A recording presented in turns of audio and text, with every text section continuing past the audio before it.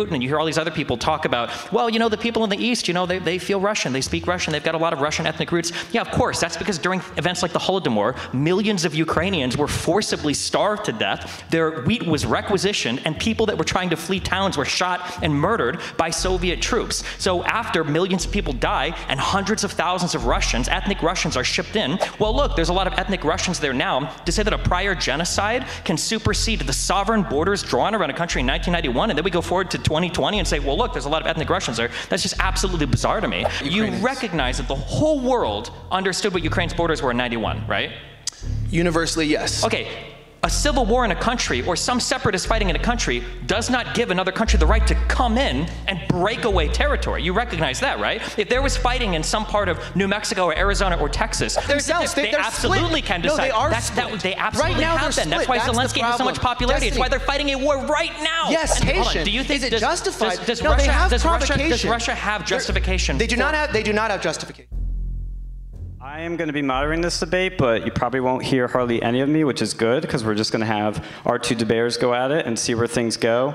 I don't really like structured debates. I know a lot of people really don't either. So we're going to go for a more conversational approach where people are just saying what they think and coming up with whatever goes. If there's something interesting that we can pivot to, we'll try to do that. But we will first start with opening statements. And since Elijah is in the affirmative argument here, we will start with him, and then go to Destiny. All right, how are you doing, Penn State? Doing all right? All right. You know, we were trying to figure out why a lot of the signs got ripped down for this event, if it was myself or Destiny, and we realized it actually says Ukraine is evil on the top, which is probably not a popular statement considering I see Ukraine flags around the sides, but for those of you that don't know me, my name is Elijah Schaffer. I'm a host on Blaze TV, and thank you for introducing me as the guy who got beat up at gunpoint by Black Lives Matter. What a nice group of people, right? Amen. So that's who I am, and apparently that's what my claim to fame is, but here's my opening statement. So Ukraine is evil is the topic of tonight, and my point in being here is not to defend Russia. I think people get into this diabolical side where you feel like you have to choose whether you're for Zelensky or you're for Putin, when in fact the true victims of this world really are the people in it, while the governments war against each other, including those a part of NATO, those a part of Ukraine, and those in Russia. I have no means to try to defend Putin as being a good man, nor as a dictator or an autocrat. I don't think as an authoritarian there's any grounds to say that Putin himself is good, besides the fact perhaps of holding the Russian Federation together in times of turmoil, an election that of course he fixes every single time. But the truth of the matter here is to understand why Ukraine is evil and not its people. There's no means to say that the people have done anything wrong in and of themselves. But we will find that bad faith actors have been around since 1949. Around the time when NATO was formed, you had the initial states, including the United States, Canada, the United Kingdom, France, Portugal, etc., Netherlands, Belgium. You had the formation of a new military alliance between neo-socialist and, of course, neo-capitalist countries that saw the greatest threat to their own freedom, which was the USSR. Of course, you have Stalin at this time, that ends up being superseded by Khrushchev and different leaders, but communism universally was seen as a threat to Western democracy, to our republics, and to our strength. And so the alliances were made. Of course, as you move forward to 1952 and you develop that Turkey joins NATO, you now have a direct competitor to communist power on the southern part of the Black Sea. This is seen as a threat to their well-being. I'm no fan of a communist country. I'm no fan of the USSR. And I think we can agree that the USSR overall was bad, though some by the looks of it in here probably would disagree with that. Ultimately speaking, as you move ahead, the USSR now feels flanked.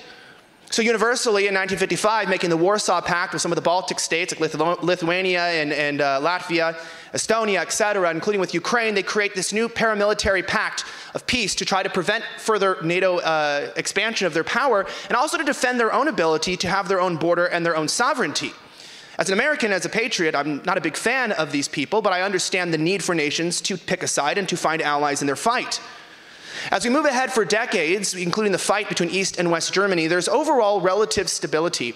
But of course, with the collapse of the USSR in the early 1990s, and in 1992, with many of the previous Baltic Warsaw states, including like the aforementioned, joining NATO, joining the pact, we find that there is a move of Western power towards the East. During this time, the USSR has fallen into complete disarray. Russia is run by mobsters, and in fact, this is where the Russians have become true victims of a fallen empire and are being led by people who do not have their best interests in mind. You go forward to 1999, and you have countries like Poland, Romania, and Czech all joining NATO, or at least in some form of alliance, becoming a neutral or partner state, thus increasing the reach and the power of the country and isolating Russia further and further despite the Iron Curtain falling. By 2002, 2003, you have many of the other countries joining NATO, and you have Ukraine becoming what is up for a partner state. They're not part of NATO, they're not joining it, but they are universally seen as the borderland, the Ukraine, right? That's what it's called. And they are seen as a strategic pond between then Russia and now the West. Go forward to 2004 with the color revolution, you have the orange revolution, and you go forward, you see that a Russian government is definitely installed, some say through corruption. There's not many deaths in the revolution, but there's about a decade of discontent before there is a coup. In 2014, then Assistant Secretary of State Victoria Nuland and Jeffrey Priyat, the ambassador to Ukraine, are bugged on a cell phone call showing and proving by the BBC that they planned on installing a US and EU-friendly government. This coup, or this backing, of course, with their new leader, people disagree on this, ends up creating a problem in Ukraine, a divide, a civil war between the eastern Donbass region, specifically Donetsk and Luhansk, or Luhansk, however you want to say it. I'm not Ukrainian, but someone can correct me. As this goes on and this continues, the Minsk II agreement is brought together primarily with France and with Germany, which creates a ceasefire on certain preconditions, 13 exact points, one of which being the ceasefire is that military equipment and therefore military powers of foreign intervention would be and leave the area. If you fast forward in 2020, BBC was already reporting that Russia was upset that the Minsk agreement was being ignored by the West. There was artillery shelling. Over 14,000 individuals were killed in the Russian-held territories. They were already voting in Russian elections. 220,000 of them were given passports and citizenship. And yes, in 2020, whether it was free, fair, or not, did elect Putin to be the continued leader of Russia, a democratic republic that was ruled. The Minsk agreement gave them their special elections. To fast forward here in a second, as you go over the next few decades, Putin gave 2 articles and 2 drafts to the West saying that they needed to stop with their military intervention, respect the Minsk agreement. This was UN Security Council Resolution 2202. Now, just 1 week before Russia invaded, having a failed internet Zoom talk, as you know how well those all go, with President Biden in 2021. In 2022, a week before he invaded, he sat at the Security Council, not Putin, but the ambassador from Russia, and talked about the Minsk agreement not being looked at and not being respected in terms of military aid and equipment, which both Biden admitted to in 2020, and we saw with the quid pro quo with President Trump being admitted that we were giving them aid, not respecting the ceasefire and the lack of equipment and aid. As that progressed, France and Germany, who held the responsibility to see peace between Ukraine and Russia, sat back and did not intervene. And Ukraine, with the puppet government who's currently in place, and after Poroshenko was removed, and you had Zelensky who's now in power, they sat there, they ignored the Minsk II agreement, and all of a sudden they wonder, as Kiev was being at least alleged to uphold and to be storing up military equipment so that they could do an offensive into the Donbass region, it appears, though, that Putin and himself, looking at a strategic military disadvantage, decided then to push in to, in his quote, to liberate or to take back the land that already voted republicly for his power, and therefore sent his military into the land. Of course, things have escalated, and I'll end on this. For people to say that then, therefore, I'm not saying that Russia is good, but, that Ukraine is evil, well, here's the problem. Just yesterday, the UK Secretary of Defense admitted that American weapons and Western weapons, including from the UK, are being used, including javelins and Stinger missiles, to launch attacks across the Ukraine border into the Russian mainland. This has escalated the tensions, and Putin is therefore saying that the United States and foreign governments, including all of NATO, if this was truly a war about Ukrainian independence, why would they be launching an offensive into Russian territory? And it is therefore seen through strategy and corruption that Ukraine in and of itself is a puppet state through a successful coup through NATO and the United States in 2014, and the government that is currently in charge does not have the interests of its people, and the Galatians from southern Poland and other interest groups have created propaganda to make them think that they could in fact be a part of NATO without serious military intervention. And with the 8 million refugees we see today, we now realize that Ukrainians are the true victims, that the puppet government in place is looking out for the will of the United States government, and even NATO kind of disagrees and the EU disagrees. But again, once again, this is another proxy war the United States has caused. Many people are dying, billions of dollars are being wasted, and we are only allowed to see propaganda from one side. So yes, I do believe the state of Ukraine is evil at the hands of the American regime, which is hard for me to say this, which I believe is also evil. Thank you.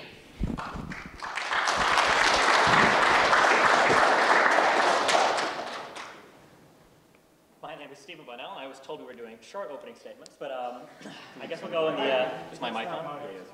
Is it on? 1, 2. Hello, hello. All right, hello. Okay, my name is Stephen Bunnell. That was the short opening statement by Elijah. I'm sure we'll get into a lot of the back and forth. I think that when you look at the Ukrainian-Russian conflict, I think that a very simple-minded person will look at the conflict and they'll think, this is pretty easy.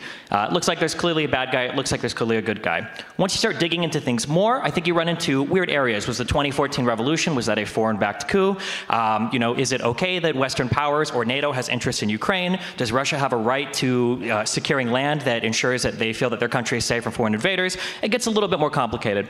But I think as you dive further and further into it, it becomes pretty simple once again. In '91, Ukraine declared its independence from the Soviet Union. That country, that included Crimea, was respected. Its independence was respected across the entire world. Whatever reasons you feel like Russia might have for shoring up security on their borders does not justify an invasion into the country of Ukraine. It has been a long time, it has been decades since another country has invaded another sovereign state and stolen territory for the purpose of controlling it permanently for another country. Russia is rewriting the rules for how security works across Europe and across the world when it engages in acts like this. There is no hypothetical phone call between Nuland or anybody else. There is no hypothetical security concern. There is no hypothetical concern with NATO that could justify the action of Russia to invade Ukraine and do this, although I suppose we'll get into the specifics in our debate. I believe that it is okay for the West to be helping Ukraine in all but military force directly. We don't want Russian troops shooting at NATO troops ever. That's something that we've avoided for the most part for the history of NATO, and I think we should continue to avoid that. But to say that Russia has a right to invade and destroy the sovereignty of Ukraine because they have hypothetical security concerns, which in my opinion and most experts' opinions are not justified because NATO does not attack Russia. Russia does not fight NATO. I do not think there is any good justification for Russia invading Ukraine, and I imagine we'll hash that out.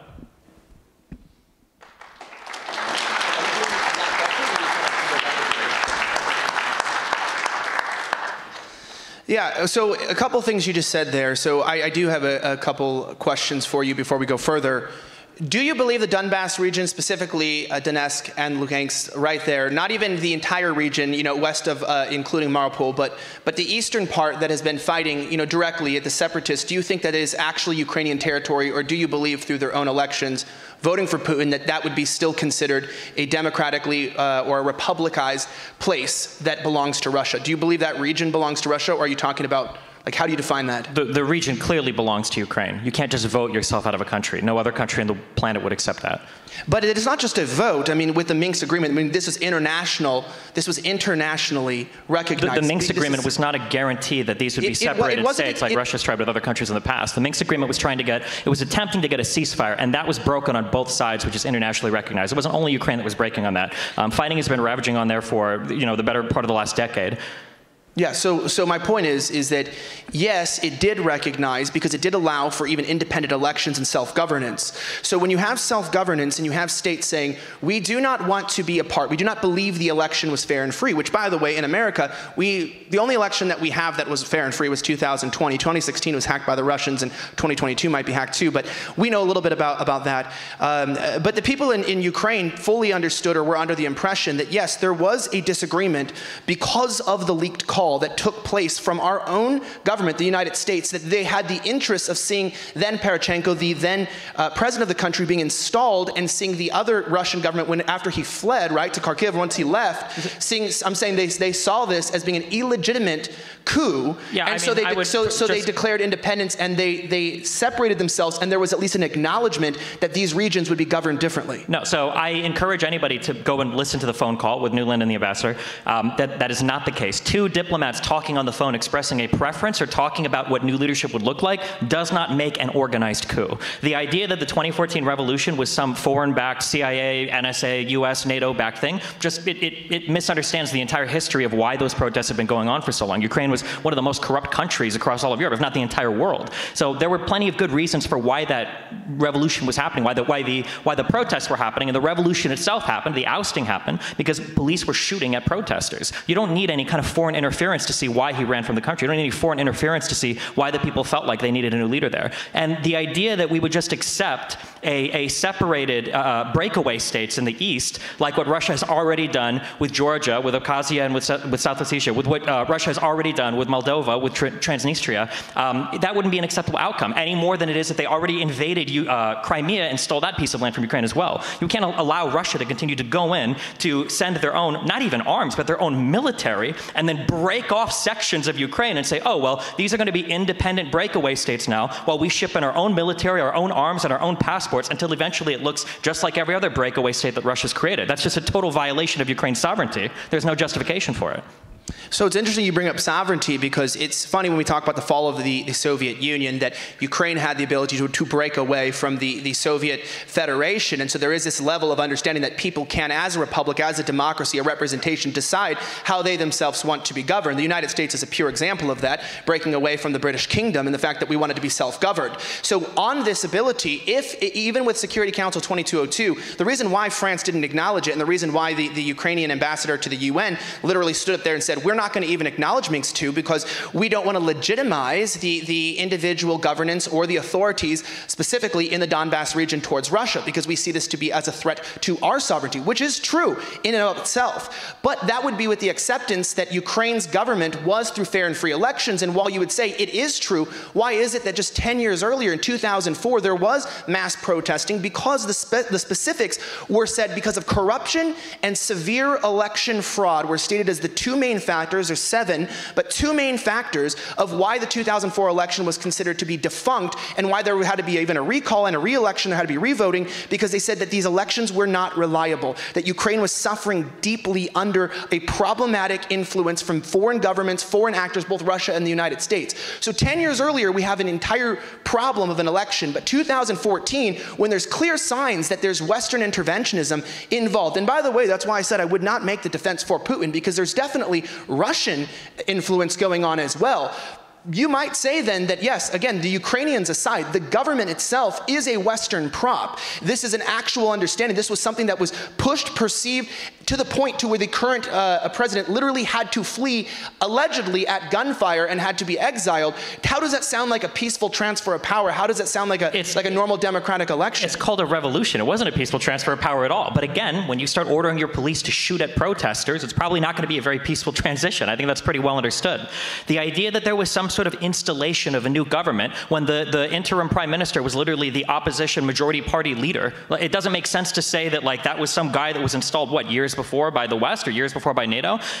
They're just this conspiracy, this idea that there was some foreign backing to what was happening in Ukraine doesn't make sense. And when you go to 2004 and you say, well, people accuse those elections of being fraudulent too, that's different. That's not comparable to 2014, where Russia makes an accusation and then invades and steals land from Ukraine. Nobody, or at least unless I missed it, I don't recall France or Germany or any Western NATO country going in and stealing land from Ukraine because they were saying that the elections weren't fair and free. Usually when we say that happens, we just criticize the country and we kind of move on from it. We didn't steal anything from Belarus. We didn't go down to Venezuela or Bolivia or any of these other countries, or at least not the past 30 years, and try to steal land from them. So I don't think that the accusation that in 2004 we said the election wasn't fair and free, and then in 2014 Russia says it's not fair and free, these aren't comparable because we weren't moving in to steal land afterwards. This is rewriting the rules of how foreign affairs work. We just don't do this anymore. So you don't believe that as the previous Warsaw nations are being brought into NATO, and you have this one disputed territory literally called the borderland right there, where there's a NATO expansion and an issue going on currently between Putin and Western powers trying to prevent that expansion in order to ease tensions that were going on. Obviously, obviously you know Putin's main priority, not just for Ukraine, was to annex Crimea because of the port on the Black Sea. We do know that. I mean, his military power there, as well as trade route, etc., is super vital and strategically important to him. You also do realize, which could be considered Russian propaganda, that at least he says, and I wouldn't take Putin's word very strongly, as I wouldn't take many world leaders today's word at face value. He claims to care a lot about the Russian people, the Russian Federation, of Belarus, of the Ukrainians. I mean, in World War II, you know this because the amount of troops they lost just defending Kiev, I mean, some of the troops they fought, they were a united people just recently. And if we even want to go back, I mean, back in World War II, obviously you said these countries would never take land. I mean, sometimes we live in the internet age where we think in just like the last several years, forgetting that Germany being a part of a Minsk II agreement to prevent land stealing is kind of ironic, considering it's barely been less than 100 years, and Germany's done a few things in the last 100 years, give or take, that are questionable. We don't go back 100 years to see what foreign affairs look like now. I think we roughly look at the state of European security over the last 30 years, since the collapse of the Warsaw Pact, since the dissolution of the Soviet Union, since NATO's mission is roughly to to ensure a stable amount of security in Europe. When you say things like, well, we want to make sure that Ukraine doesn't join NATO because it causes tensions with Russia, what kind of tensions? Like, this is the question that always fascinates me. People are always like, well, Russia's worried to have NATO on its border. Why? They're already up on their border in 3 countries in the Baltics to the north, Lithuania, Estonia, Latvia. They're already on the border there. If we want to launch nuclear missiles, we don't even need to do it from there. Turkey already has nuclear missiles. Do we think that there's going to be a ground invasion into Russia from Ukraine? That's not going to happen. We know that's not going to happen because NATO doesn't attack Russia. We literally have a hotline from Washington to Russia where we make a direct call and we say, hey, do you have troops there? Because if so, we're not going to go in. Like, we take a really big effort to avoid these types of confrontations. I just don't see what the possible tension is unless we're talking about Russia being able to move in their own military and either break away states or take over parts of other sovereign nations like they've done with Georgia and like they're doing now with Ukraine. What are they trying to avoid? What's the tension? I mean, so the tension is quite obvious. So even if we go back, you do have to look back hundreds of years. It's very important, specifically Napoleonic Wars, even World War I and World War II, looking at strategic land groups, specifically flat lands that are used to grow wheat, that are easily accessible, and a type of soil that allows a fast strategic movement, including railways, to move large amounts of equipment and troops across a geographic landscape. And Ukraine does provide that and has been used in many past wars as an exact direct route to invade eastern lands. So there is that. I don't think you have to go back fully, which is again why there's no justification for Putin himself. I do believe that Putin, if indeed truly that the eastern regions did declare independence and did not want to be a part of Western ideals or values, that we have to respect, just like, I mean, I've worked in Shanghai, I've worked in South Korea. They're very distinct and unique countries that have their own culture, prospects, and national interests, just like the United States of America. And so as you move forward, obviously he might want to protect these people. Maybe it's propaganda. He goes in saying, hey, we are giving, I believe we gave, what, 1,400 artillery with 144,000 munitions that were used to kill, like I said, 14,000 approximate people across in those regions during a conflict of separatists, which we call separatists, but he calls duly elected or a republic that naturally elected him in an actual election in 2020. So when you have 220,000 of your own citizens that have been expedited and given passports and you're in this land, I'm wondering on an international level, this is why would there continue to be a continued resistance and a fight? What benefit did Western Ukraine have to continue to provoke Eastern Ukraine, and why did they propagandize their people? Why was there this push to join NATO to lie and make it seem like there was some international duplicate or some laissez-faire idea where you can create a new economy between Ukraine and Europe without intervention from Russia, because Russia said that Ukraine needed to stay neutral, that it could not receive, back in 2014, even before then, could not receive these foreign military aid, could not have the equipment put in place. And it's like we were living in La La Land telling Ukrainian people it was going to be cool. Now you have 8 million of them as refugees in neighboring countries because they had a dream that could not be realized. There's no justification. Every way that you talk about Ukraine is like it has to be this subservient member state to Russia's greater world plans. Every single framing. Well, what if lands in the east maybe also to talk about an election held in 2020 when Russia has had troops on the ground there since 2014 is a bit comical. It's almost like referring to the Crimean Peninsula resolutions that happened after Russia took over and said you have 2 options. You can either join us or you can either remain independent and then join us. The idea that you can just move in and take over places because there might be some conflict there just doesn't make sense. It doesn't make any more sense than if Southern California suddenly had a bunch of Mexican separatists there that wanted to break that away and have them join Mexico. The rest of the world wouldn't say, well, United States, you just have to kind of cede your sovereignty there and allow some of your states to break away and join Mexico. Of course not. We would hold on to that land because it's our sovereign territory. And since 1991, Ukraine has had distinct borders that have been recognized by not only the rest of the world, but Russia itself, and no amount of separatist movements, especially ones that are funded by Russia, allow them to break away and just join Russia. And then the reason why I don't like to go back historically is because when people want to go back historically, they only go back so far. You hear Putin and you hear all these other people talk about, well, the people in the East, they feel Russian, they speak Russian, they've got a lot of Russian ethnic roots. Yeah, of course, that's because during events like the Holodomor, millions of Ukrainians were forcibly starved to death, their wheat was requisitioned, and people that were trying to flee towns were shot and murdered by Soviet troops. So after millions of people die and hundreds of thousands of Russians, ethnic Russians, are shipped in, which the Soviet Union did to all of their little republics that they had gotten as part of the Soviet Union, to go back into the past and then to come forward into the future and say, well, look, there's a lot of ethnic Russians there now, to say that a prior genocide can supersede the sovereign borders drawn around a country in 1991, and then we go forward to 2020 and say, well, look, there's a lot of ethnic Russians there. That's just absolutely bizarre to me. I think that when we frame the conversation, I think we have to stop saying, well, Russia's worried about this, so they should be able to invade, or Russia likes this, so they should be able to take that. Let's look at it from the Ukraine perspective. They have a country that was recognized internationally with borders since 1991. What right does Russia or any other country have to come in and steal territory from them? I haven't heard a single justification for that. What year were you born? What year are we on right now? What year were you born, I said? 1988. Okay, so you have a country that's borders were drawn that's technically like younger than yourself in many ways. And so you have this and you act like this is how life always was and how it always will be. You're talking about already a country built out of the collapse of another country. It was recognized. I do not need to justify Russia coming in. I'm saying Russia, like all international sovereignties and powers, I look at an interesting interview from Condoleezza Rice. I don't know how you guys feel about her, but what an interesting war hawk. I don't know how we justified so many invasions and so many wars recently. But I watched her on, I think it was MSNBC. She was being asked about how can a large superpower bully a smaller country and invade without UN Security Council clearance and bomb them. And she was like, I can't believe that people could do that. You see the pivot here, though, right? But what I'm saying is, I'm going, ma'am, we did that. The United States did that. The United States has not in the past 30 years invaded a country and stolen their territory.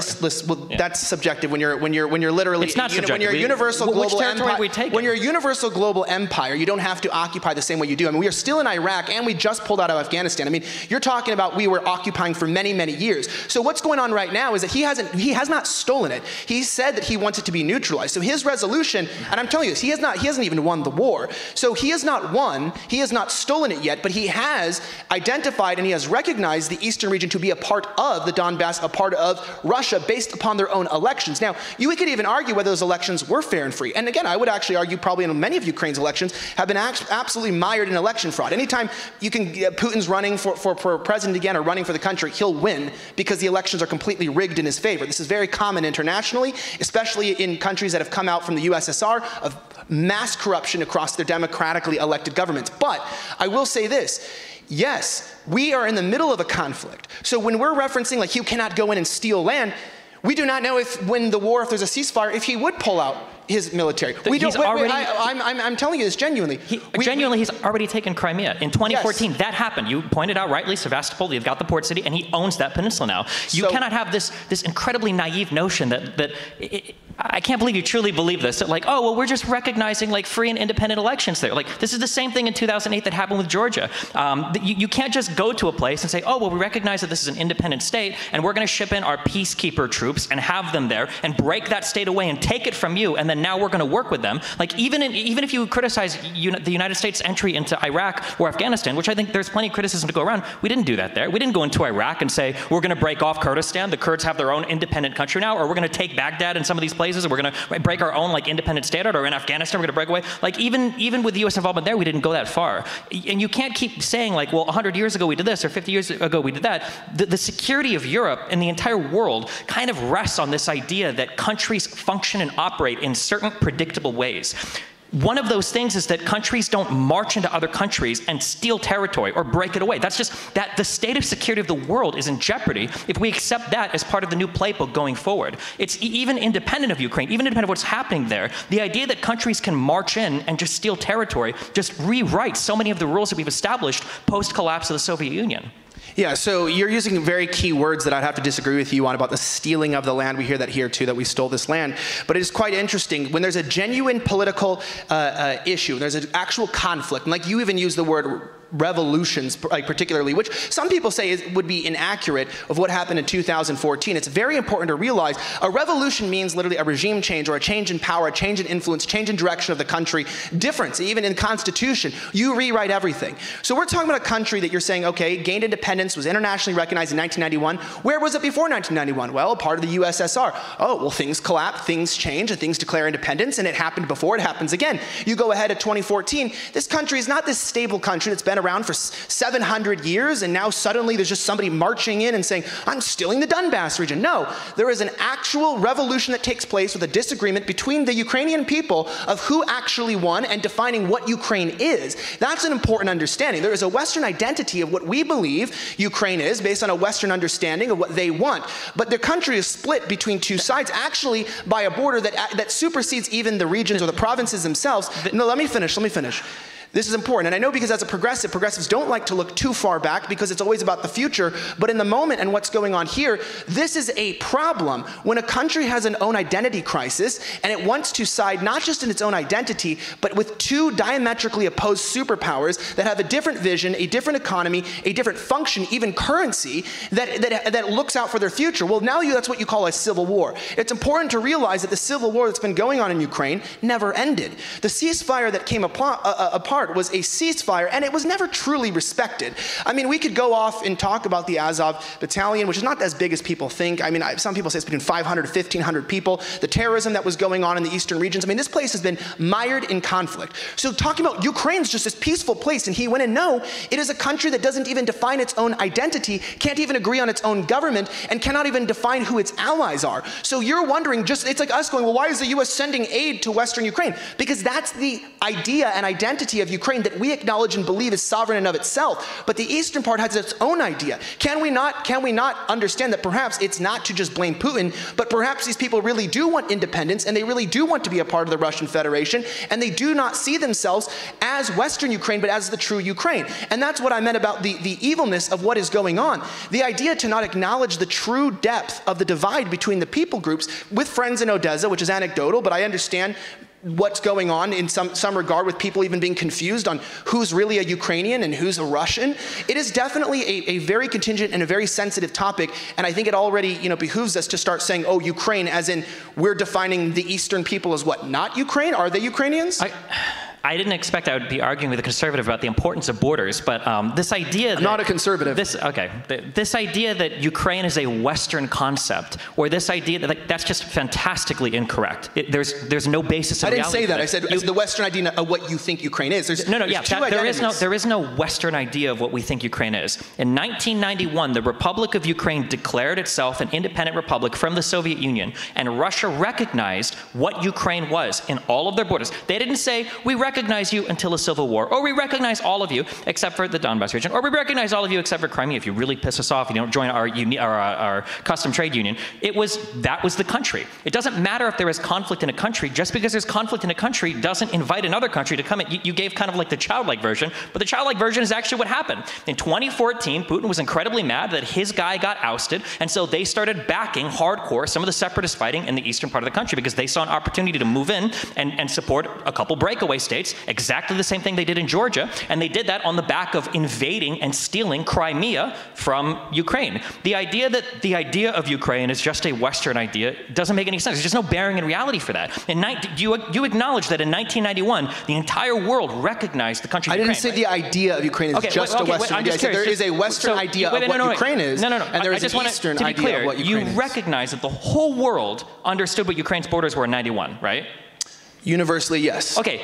A civil war in a country or some separatist fighting in a country does not give another country the right to come in and break away territory. You recognize that, right? If there was fighting in some part of New Mexico or Arizona or Texas, would Mexico have international authority or even the moral right to come into the United States and say, we're going to recognize Arizona as a breakaway state now? You're not allowed to have that anymore? Oh, you're asking a question? Yeah, that's a question. So I think you're actually putting a weird parameter on here that I don't think is accurate, and this is where I think we're disagreeing predominantly, because again, you keep putting words in my mouth as if I'm saying Ukraine is a Western idea. No, there is a universal idea. This is what's so funny, is that it's 1991 is so not far in our past. And we look at 1991, you go, okay, there's a breakaway. It's not just Ukraine, but there's the fall of an empire. It's the fall of the USSR. Overall, some would argue it didn't really ever fall, but its power actually fell across the globe. So now you have all these new states who have this decision of what they can or cannot do, but there isn't peace in the world. It's not like Russia and NATO are suddenly friends. It's just that there's no centralized universal power that is communist that now has this grip on the world. So now you're in this strategic place, and I think that most of these countries right there, the Baltic countries and those in the borderlands, chose strategically to stay generally neutral. If you even look, it took several years until some of the even closer countries, like I said, like Poland, Romania, Czech, etc., to even join NATO, fearing of what might happen. Now, by 2020, almost every single country in the Warsaw Pact that was at one point allied with Russia or the Russian Federation, whatever you would call it, is now a part of NATO. These are two power groups that are diametrically opposed to each other. I don't know fully why. Sometimes I feel like most of the world's conflicts are self-invented and we could solve a lot if we weren't so stupid, but ultimately speaking, that's the way the world's been. So now you have this issue where there's one country, specifically Ukraine, the borderland, that is there, that is a partner state as of 2003, that remains a group that is neither with NATO nor directly is in relation with Russia. But they do have a good trade agreement going currently during that time, a very, very, very vibrant and progressive trade agreement with the Kremlin and with Russia and Moscow. So you have this problem. So you look at this, yes, in terms of now, and it wouldn't make sense, but if you look at it in the past, going forward, you see, okay, you could actually even accuse Russia of what I'm accusing the West of today. Perhaps the elections were actually fraudulent and were genuinely rigged, and you have this pro-Russian government put in place. Still, there's this sense of neutrality that is there. But over the years, as you've seen, the United States has continued to meddle, and I genuinely say this because if you look at transcripts of how much the EU has disagreed with the US's handling and push for Ukraine in terms of with aid, with military aid, with technology, to encourage them and to create a sort of, I would even say, disinformation, misinformation campaign through their media to make them feel like they were Western, a desire grew, like I said, with certain people groups and a hatred for Russia in the West. So before this revolution happens, there is this opposing feeling, there's an opposing viewpoint that I know was brewing for quite some time, because even as the revolution happened in 2014, I have a friend who I'm not going to mention his name, was talking about his nervousness of the split, with some areas it even being dangerous to speak Russian, some areas it being dangerous to speak Ukrainian. So you have, as we're all familiar with in the US, I don't know if you guys know this, but there's two political sides and they don't get along that well. Maybe you haven't watched. But you can see things blow up, like in 2020 on the racial justice movement in America. Things can happen. So you have this country that has an identity crisis. Then you have this 2014 revolution. We disagree on the fact that the US, while they said publicly that they wanted the Ukrainians to have the choice, we know they even had planned already. And I understand what you're saying with the transcript. They already had then Vice President Biden and whatnot already ready to give a remark, and pro-Ukrainian government, their candidate at the time, they had pre-planned it. So it does look like we kind of knew something was going to go on, or we at least had interest that went against our public statements we were making at the UN. So we did lie at the UN Security Council, that is true, by saying that we just wanted the best interest. We didn't have a personal choice of who should win, when in reality the bugged conversation shows we did. So we are lying on the international stage, which already puts into question our influence. And then you have this war. It's not settled, like I said. You go, oh, well, hey, he took away Crimea. Did he? Because really, like I said, the identity of Ukraine in itself never got solidified, so much to the point they could not end the war, and the war never ended. And one could say the invasion today is not an invasion, but a continuation of an identity crisis of a country who does not know who it really is. I think the war was ending in the East, especially with the new drones that were being shipped in from Turkey. I think that was why the onus was on Putin to invade when he did, because they knew that those eastern regions were on their way to being settled. And once they were settled, I don't know if Ukraine turns its eyes to Crimea, or they just feel like they've lost all of the investment they've done in the East. Regardless of all of that, going back to the central question, because I notice this when I have these discussions, people will talk and talk and talk and talk and talk, but there's no justification for Russian invasion into Ukraine. For a simple question, let's say that Ukraine has a choice between joining a free trade agreement with Europe in order to open up their ability to access the European market more, or they have, what was on the table was an exclusive customs union with Russia and Belarus. Why does Ukraine not have the option to make that choice? Why are they not allowed to? Every time we talk about Ukraine, it's always through the framing of like, well, Russia would be uncomfortable. Oh, well, the West wants it. Why wouldn't Ukraine be allowed to make that decision? Ukraine could, but Ukraine in of itself never settled its own civil war, and that's the problem. There is still a disagreement. I'm telling you this is true. There is a disagreement between the actual fairness of actually even legitimizing the people in the East do not acknowledge or even recognize the fact that the election... It doesn't matter. It does matter because half of the United States doesn't recognize Biden as the rightful president right now. But that doesn't mean that the United States can't conduct, foreign affairs. It doesn't mean that the president, the executive, that we can't make treaties, that we can't do anything across the world, because there's a lot of people in our own country right now that don't think that our election was legitimate. You can't point to a small civil war in a region in Ukraine. You want the justification? Well, since that's happening, you want the justification? Yeah, what is the justification? Yeah. I'm saying that depends on who you think is right. So there are people in the East do not believe that it was a fair and free election. They believe that it was rigged from the United States and from the EU, and that they have the evidence. Okay, what is one other? Let me finish this. I got to, because this is justification. If somebody doesn't have a free and fair election, when does the West invade that country and then steal territory from them? One would say that Ukraine already is the West. The Western Ukraine already is part of us. It was a partnership country in 2003. That's not that. What you're saying is not a justification. Like you're giving me a lot of like true things that are happening. But there are people in Ukraine that are upset with how the leadership is going. There are people in the East that are even separatist movements that have Russian troops there and are also being Russia back. But there are legitimately people that are part of the East and people that were in Crimea that were more in favor of Russia. But that is not alone a justification for Russia to move in and take over. Yes, because here's the problem. So the West did not even acknowledge the ceasefire or the lack thereof. There's the 13 points in there. I think we've already violated 8 of them over the course of 1 or less than a decade, 8 years, including, like I said, giving foreign military assistance to a government that the Eastern region and Western region in front of the UN Security Council, by the way, has agreed, like I said, through the resolution 2202, that there was an understanding of separate governance. That is not a whole country. If there is already an international acknowledgement, let me finish. If there is an international acknowledgement through ceasefire that there is independent governance, even with constitutional amendments and an understanding of what was going on in the East, that is not the end to a war or a country in and of itself that has a solid identity. No. Let me finish. Because you mentioned the United States with Joe Biden. Look, it doesn't matter what anyone thinks about the 2020 election. When he was confirmed as president. So legally, whether you would argue how he got there, he is legally the president of the United States. And anyone who says otherwise is absolutely moronic because he was confirmed as the president. As was Ukraine's president after the interim government and held new elections, right? So understand this.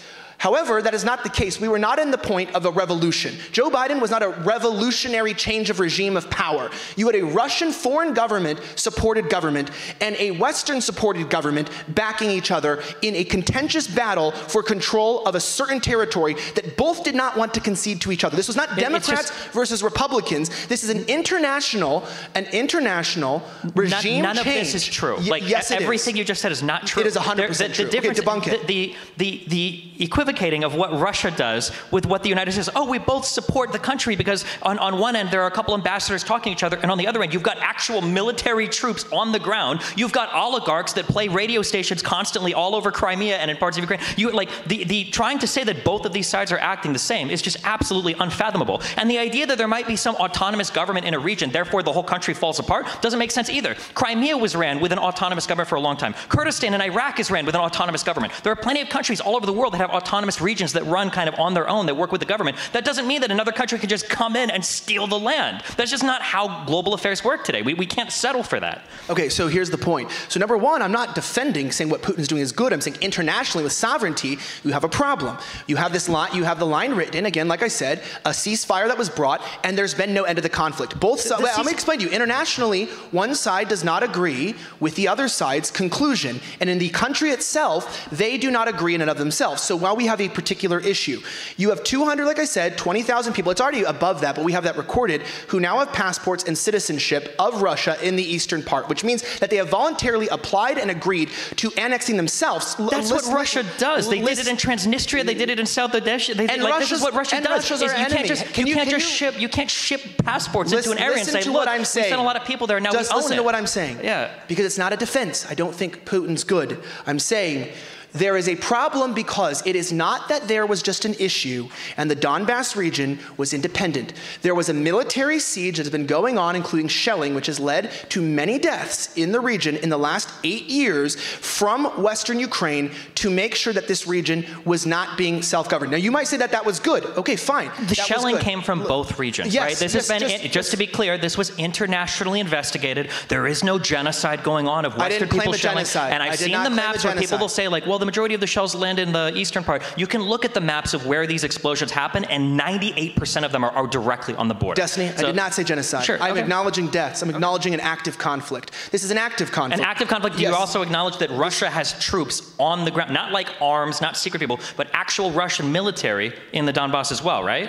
Yes, and I would say that the United States and NATO also always has advisors in every single country. The United States and NATO do not have military presence in Ukraine anywhere. I said advisors, not military. I said advisors. Okay, sure, but again, equivocation. Advisors is a lot different than troops on the ground. So let me explain. So again, I'm going here. So you have this issue. They believe that they are being unequally targeted. And of course, the munitions, would you say this at the very least, that some of the funding and the money that Western Ukraine is getting from the EU, getting from the United States, is coming from Western governments, and that we don't know exactly how it's being used, and many of which what we're understanding or what we're seeing probably was used to supply munitions that would break the Minsk II agreement, including a certain amount of distance that artillery could be fired. My point is that when you look at this, the people of Eastern Ukraine, the people who were there, do want independence from the West. They see themselves as distinctly different people, a part of a federation. So my point of saying is that if the West really wanted there to be peace, why would they continue shelling? Why would they continue an active approach to this, and not knowing or not realizing that eventually something like this was going to occur? And this is why I believe they're evil. I do, I'm saying that. I believe it's easy to understand why, because they don't want to just lose part of their country. Yes, the Minsk agreement was broken, but it was broken by both sides multiple times. There is no worldwide consensus. Why would they not agree to neutrality? Why would they not agree to the draft resolution? Why would you want to agree to just lose part of your territory when a foreign country has already stolen part of your country, when Crimea has already been invaded and stolen by Russia? Why would you agree to just let go of more? And why do we only talk about the Minsk agreement? There are so many different agreements that have been broken. What about the Budapest Memorandum in 1994, where Ukraine agreed to give up all of their nuclear weapons in exchange for all of the world nuclear powers to not invade their country and steal shit, which is exactly what Russia did in 2014 when they invaded and stole Crimea, which is exactly what Russia did from 2014 to now when they invaded the East and they tried to break away 2 states, which is exactly what Russia did this year when they sent troops in and they've tried to take Kyiv and they've tried to take other parts of the country. Like, there are tons of agreements that have been broken, most of them on Russia's side. To keep pointing to the Minsk agreements over and over and over again when these things have been unilaterally broken by both sides because it's a separatist war, because it's really messy, and because Russia is sending actual troops and arms and soldiers to that part of the country to have the conflict go on indefinitely, like, yeah, of course, I wouldn't expect Ukraine to just say, okay, well, you know what, you win, we're just going to give up this part of our country now. So that is a total recognition, specifically, you have to agree that the actual regime that is in there was duly elected. And the problem with this is, with Ukraine and its identity and what was going on, is that, yes, you go, why would they want to give up part of their land? Well, here's why I say Ukraine is evil, because ultimately speaking, people thought, and I know this genuinely, specifically looking at the amount of refugees that we have from Ukraine, that somehow Ukraine could be a NATO member. Now, there are many countries in Europe that are not actually NATO members at this point. It is shocking to me how many want to join now, but some countries have realized they need to stay neutral. This is even in world wars. You have, Switzerland, etc. Even now with Sweden, people are saying, hey, we've stayed neutral. We don't want to join NATO. We don't want to provoke anything. We're not joining that military alliance, getting involved in your global wars. We are staying independent. So the point is that Ukraine is in a position to where I believe through state media they were lied to and saying, hey, you can just become a partner of the West, and you can. This is why, again, I said I won't defend Putin, because I'm saying, look, the real situation is that this is sensitive. The situation is not that Ukraine has been solidified as a peaceful country that has a unified people that all believe and want the same things. Whether it's Western or Eastern propaganda, I believe there's lots of it. I don't believe anything that comes out of the Kremlin and, quite frankly, out of our own administration. But at the same time, when you look at this, you go, the idea of a presentation that this country can just be annexed or move itself when it's in an active conflict that is not even recognizing its own ceasefire is a disservice to its own people that is leading to unnecessary loss of life. And that, while you might say, well, he would have invaded anyway, or he would have, annexed the territory in Donbass, or he would have not, went any further into Mariupol, or even looked at the actual region. You go, okay, well, you can argue that, but at the same time, universally speaking, what a travesty it was to realize that there was an understanding of communication in the UN Security Council that this was the status, that if this happened and that the US tried to take them into NATO, which they're asking for membership, that they would invade. There would be warfare, and they wanted to avoid that, hence the 2 draft resolutions in 2021. And we knew this because BBC was reporting, I think in November, I remember, that there was the buildup of Russian troops already happening, and that Russia was very upset with the lack of acknowledgement and agreement of what was going on, a lack of further expansion of NATO. They were clear on what they wanted, and so what I'm saying is, you kind of sound like you think I'm like, yeah, Putin's great, he's awesome. I'm going, the West and the East have used this now as a point of contention, of conflict between where their military power comes and goes. I understand that you might not necessarily be defending Putin. The equivocation between joining NATO and Russia taking you over is just laughable, right? There's a saying in Eastern Europe, it's like, if you ask for the US to come, the US comes. If you ask for Russia to come, Russia comes. If you ask for nobody to come, Russia comes. This idea that Russia, and again, every single thing you're saying is framed through Russian interests, which I don't think supersedes Ukrainian interests. Russia does not have the right to invade a country just because they're worried that they might join NATO. And that's really it. It's not even that there's going to be an invasion. It's not even that there's going to be missiles launched into the Kremlin or into Moscow. It's just because, what? Because they think they have the right to run states that are next to them because they're using this idea that they can just run shit is ridiculous. And even this idea that, well, you know, there's a conflict going on in the region, so of course they can't join NATO. Like, again, that's the story of Georgia. In 2002, 2003, when they considered joining NATO, all of a sudden you had Russian peacekeepers moving into the south to help kind of these, separatist conflicts that were going on until eventually they broke away states in 2008. And now that's the same thing you see in Ukraine as well. 2014, they steal Crimea, and guess what? Hey, can't join NATO because, oh, look, you've got a civil war in the east. They just got a whole lot harder for you. These are Kremlin talking points. The idea that, like, well, of course you can't join NATO. Look, we're hitting you right now over and over again. Like, you gotta wait till we win. Like, that's insane. You said your worldview in the beginning that the state of the world, the security of the world is under this mutual or universal agreement of not invading. Unfortunately for the West and idealists and people who are pro-NATO, that is the assumption that all countries think like that. China does really technically not think like that, and they're amassing a military strength, and we're going to see what happens in the next couple decades, especially with Taiwan.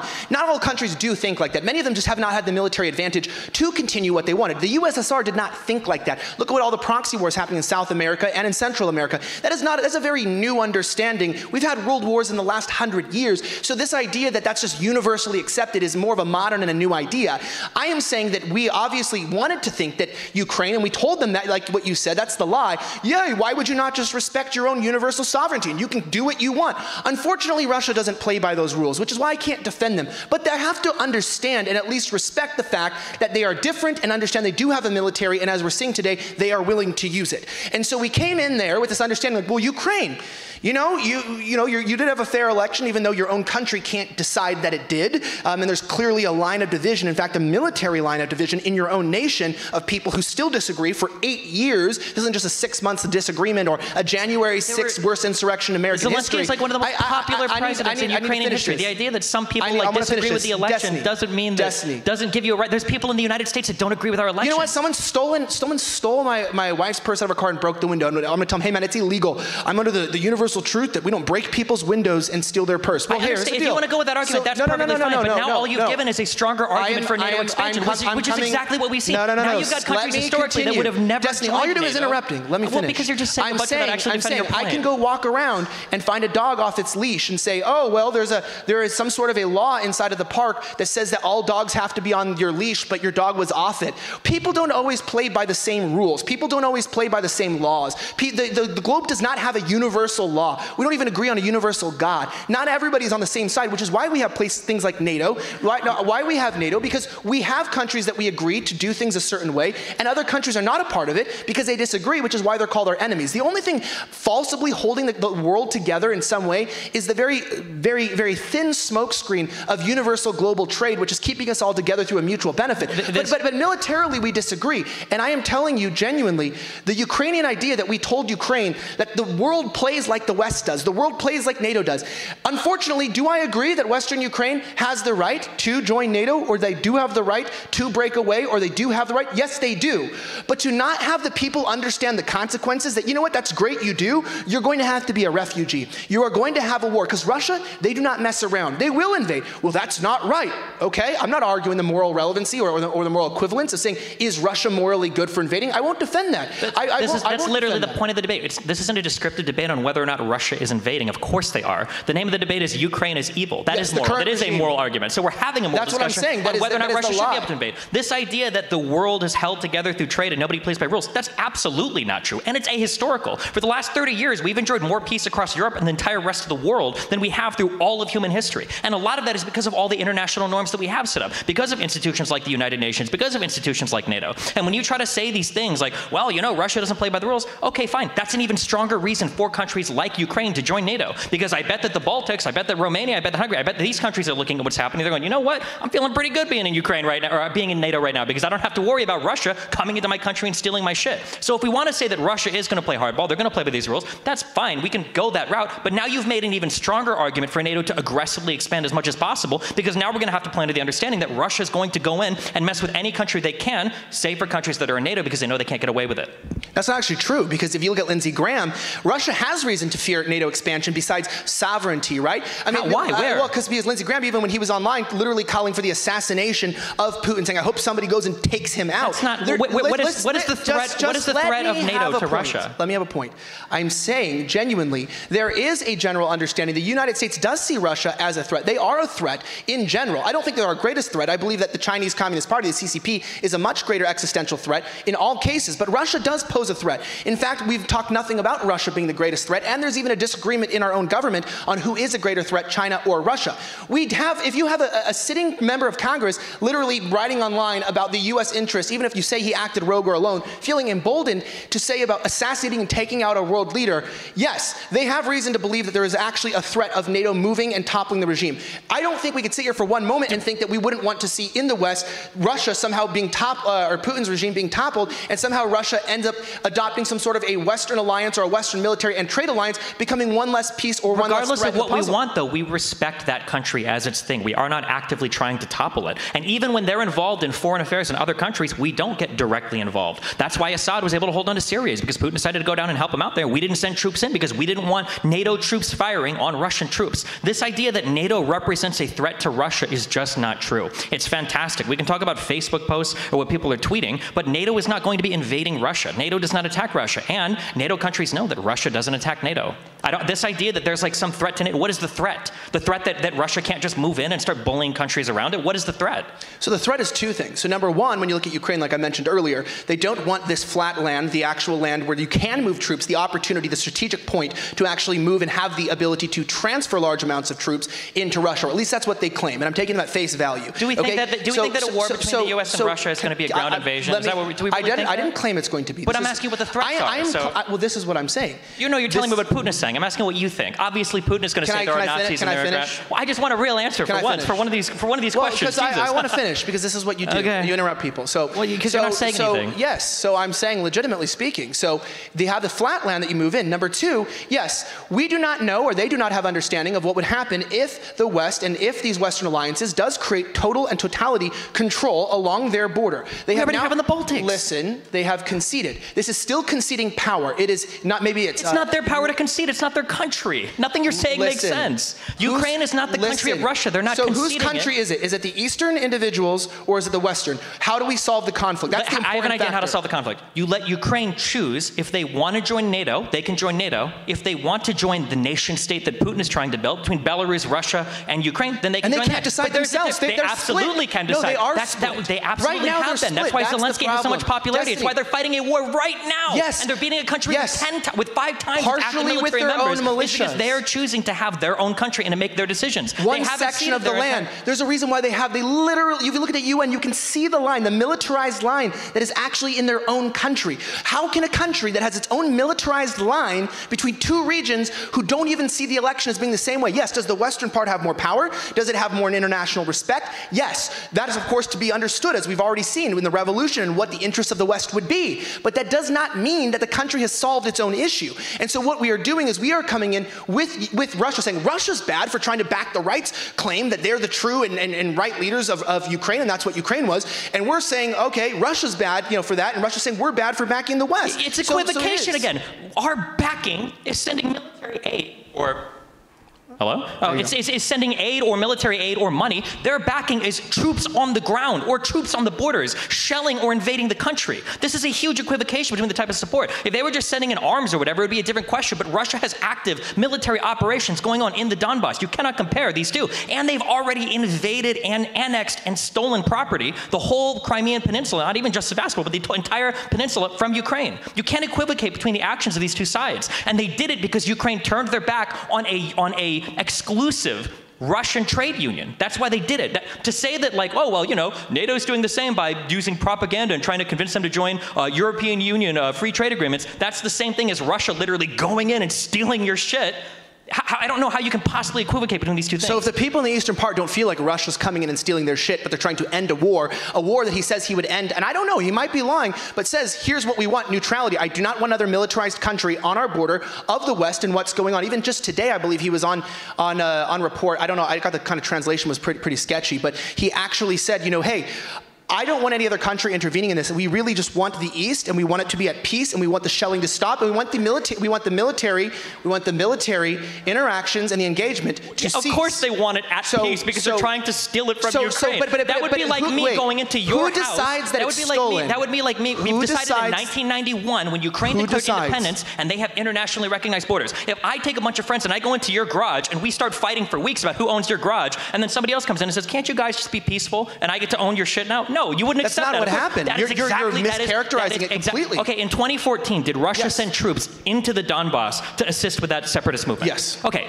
was that part of the country part of Ukraine with internationally recognized borders since 1991? So there's a country. Hold on, wait, no, come on, answer that. Yes, but I'm asking. Okay, so a country on your border, on your border is going through a revolution, which they can't agree on their own. No, they cannot agree. They having internal strife or revolution does not give another country the right. We're looping. Does not give another country the right to come in and steal your shit. Yes, we're almost arguing semantics. I'm saying it's not semantics. It's paramount. When the eastern part feels like they have been cooed by the West, they do not believe the election is fair, there is a country that acknowledges that we believe that the government that you believe is elected is the true and right government. Therefore, you're not going to follow what you believe is a fake and a puppet regime. So you are there, and so you have this line set across. You have lots of shelling, lots of things going on. They're saying, hey, we want to stabilize our border. Does a nation at a neighboring country that is having a revolution, that is having a military strategy where it could potentially bring conflict, that you already see there's actual conflict going on at your border, have international sovereignty and right to try to come in and stabilize to prevent conflict from coming further and reaching further into their land. Russia, in and of itself, didn't move too far west, and there still is a problem, and they did at some point, and we could argue the semantics if they really did pull out their military strategy.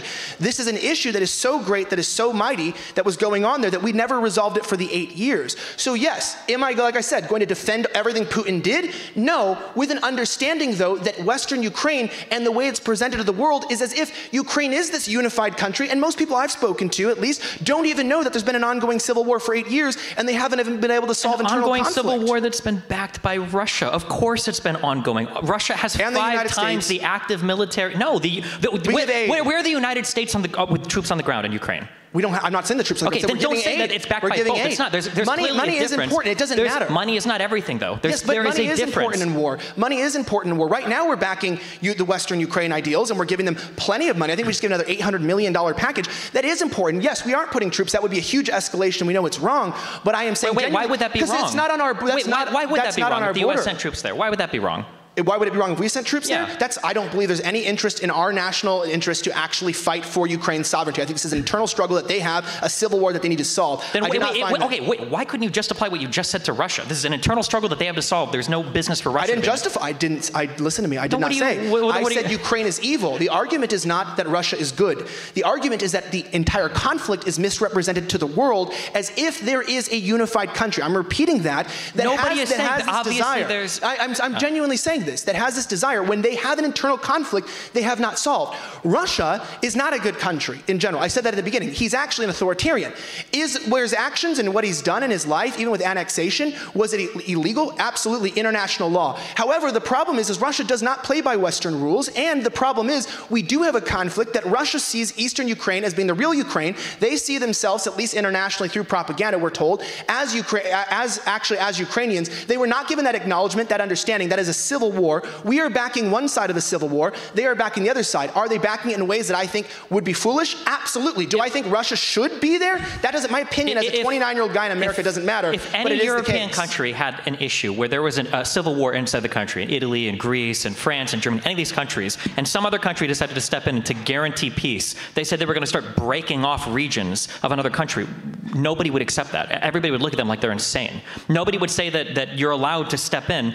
Again, like this whole conversation has been you accurately stating things that are going on, but are total non sequiturs for the justification of Russia invading Ukraine. There's a civil war. Yeah, of course, I acknowledge that. Like, there's conflict in Ukraine. Yeah, of course, I acknowledge that. There's a division between East Ukraine and West Ukraine. It's exaggerated heavily by the Kremlin, but I still acknowledge that exists, right? There are issues in Crimea. I said in the beginning that I wasn't going to justify the actions of Putin. I acknowledge every single thing you're saying. The descriptive facts are generally true, but none of that, not a single one of those facts, builds on Russia having provocation or justification for invading Ukraine. So I don't think you understood my first statement, the fact that they have provocation. Do you think is it justified? Does Russia have justification? They do not have justification. Oh, then what do we disagree on? Because I'm saying that they have a reason that we did not respect, and that's why I said Ukraine is evil, the regime lying to its people, leading to a mass conflict, mass casualty, and of course refugees. What is Ukraine lying to its people about? Well, because it's this understanding that there could be an alliance. People called the bluff. Even I'll say, I don't know if anyone kind of got it wrong. When you heard that Russia was about to invade eastern Ukraine, it was like, really? Are you actually going to do a full military, even worse than 2014, full-scale invasion? I mean, from the left to the right, I think universally most people got it wrong. Even when put on defense, the Biden administration, I don't know if you saw that one interaction with the reporter, with the guy from, I think he was from the Department of Defense, when he kept saying like, we have evidence, and they kept getting asked, what's the evidence? And he couldn't provide the evidence. We're like, no, they're not going to do this. So I think militarily the government and the Biden administration was saying they were. I didn't think they were. I mean, saw like Hassan, even didn't know that he thought they were. Okay, hold on. To be clear, the United States knew the invasion was going to happen. That's what we declassified and we leaked a ton of stuff. I literally just said that the administration said this. Okay. I'm saying the commentators, people were like, I don't know, that seems pretty fucking crazy. And it was, and it is. That's why I'm not here to justify Putin. I'm saying there was an actual understanding. He did bring troops, that's why we knew, and he had these resolutions that he wanted to bring this neutrality. Ukraine disagreed. There was this understanding that we could do that without war. And I believe the people were lied to. They were not given proper understanding or proper information that you can, and they have the right to fight for what they want. If they want to conquer the eastern Ukraine, if they want to push... not conquer, but bring it back under the control of the country that rightfully owns it, right? Yes, but whatever when Elijah finishes his point, Destiny, you can respond, and we'll do closing statements and go to Q&A. Okay, so do they have the right? Yes. When I say Ukraine is evil, I mean this. All the past aside, I think universally that the people of Ukraine are victims of a regime that did not work in a way that was in the best interest of the people. I think even the EU disagreed with how fast the United States was trying to accelerate and push Western Ukraine, or as you would say, all of Ukraine, into being an ally, possibly a neighbor state or a NATO state, at the threat and ignoring the threat that we knew was real of Russia. And therefore, Ukrainians are victims of another United States pushed and backed move to get a country to be our ally, and this is a war that I believe could have been avoided through UN Security Council. We could have done this diplomatically, and that's why I believe the current regime is evil. They did something that was avoidable,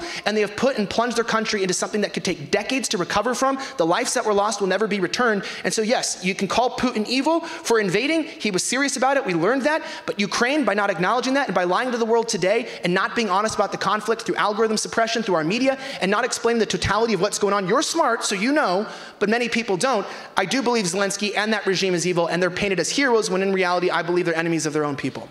Ukraine would have been invaded no matter what. This idea that it was the West's fault, that it was NATO's fault, the reality is, and I believe if you ask most people today, honestly, even if you ask Putin, he would tell you, if you take NATO or the EU membership wasn't even on the table. This is many years in the future. NATO membership, probably not on the table, many years in the future. If you take both of these off the table, the situation is probably largely unchanged. The reality was that Russia was stacking a lot of troops on the borders. Russia still owns Sevastopol and the entire Crimean Peninsula, and Russia had a huge interest in seeing that southeast region conquered, which Ukraine was slowly winning back because of foreign assistance. The reality was that Russia was probably always going to be invading, whether or not NATO or EU membership or EU trade agreements or anything was on the table.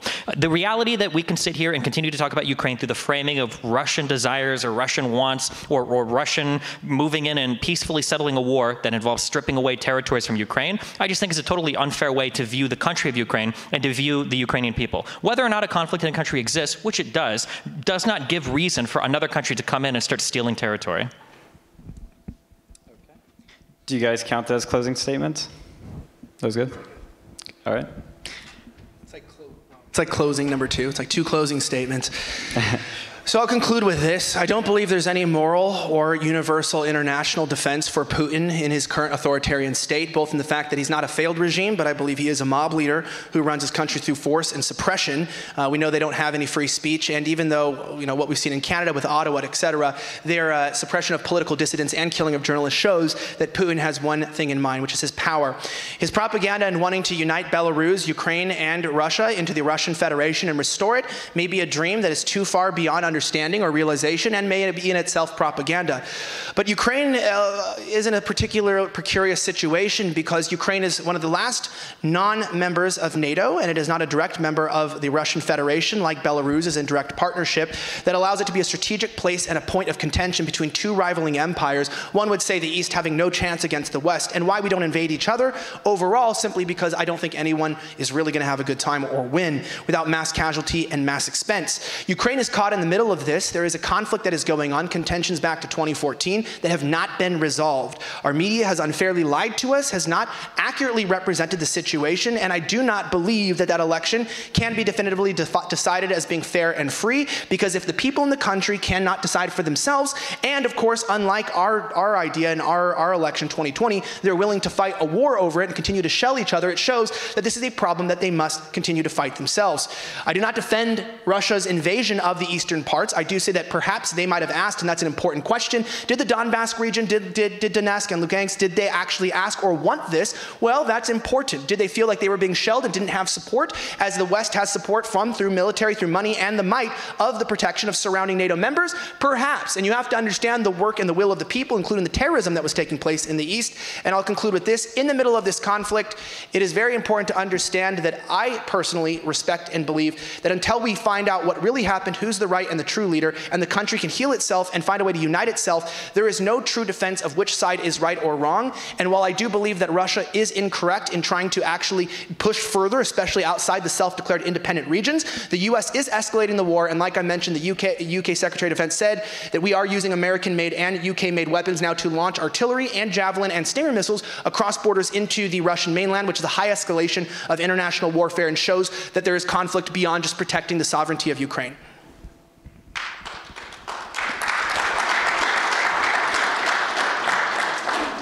In 1991, Ukraine declared itself an independent republic from the Soviet Union. Nothing has changed. There is no reason to expect that any of these borders should have been erased. There's no reason to expect that any sort of internal revolution, internal struggle, internal disagreement between the people would somehow erase the Ukrainian borders that the entire world had recognized. In 2014, Putin, upset that his guy had to flee the country after ordering his secret police to fire upon and kill protesters, just because he was so mad that his guy got ousted, Ukraine decided to look west for their economic future instead of east towards Russian enslavement, doesn't give him the right to move into that country and steal property like they did in Crimea, and it doesn't give them the right to militarily fund and support violent separatist movements in the East just to keep the country in a state of perpetual conflict so that they could never resolve their security disputes, so that they could never have a path forward to the EU, or so that they could never have a path forward towards NATO. A lot of people like to talk about hypothetical security concerns that Russia has, about hypothetical invasions from hypothetical armies and hypothetical future. It's all a bunch of bullshit. Like, the reality is that Ukraine has a very real security concern. They don't have hypothetical concerns. They have an actual Russian army that has already stolen territory from them, that continues to send active military personnel into the east of the country and now through the rest of the country to try to invade them. And I think that when we look at this issue, I think that we should look at it from a Ukrainian perspective and ask,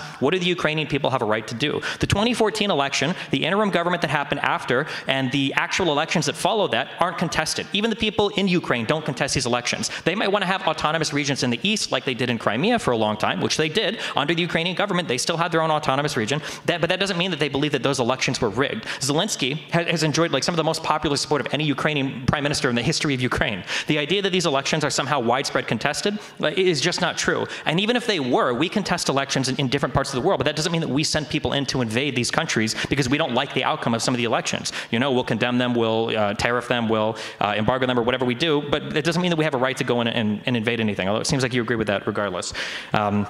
Yeah. Thank you, guys. Let's give a round of applause for both our debaters here.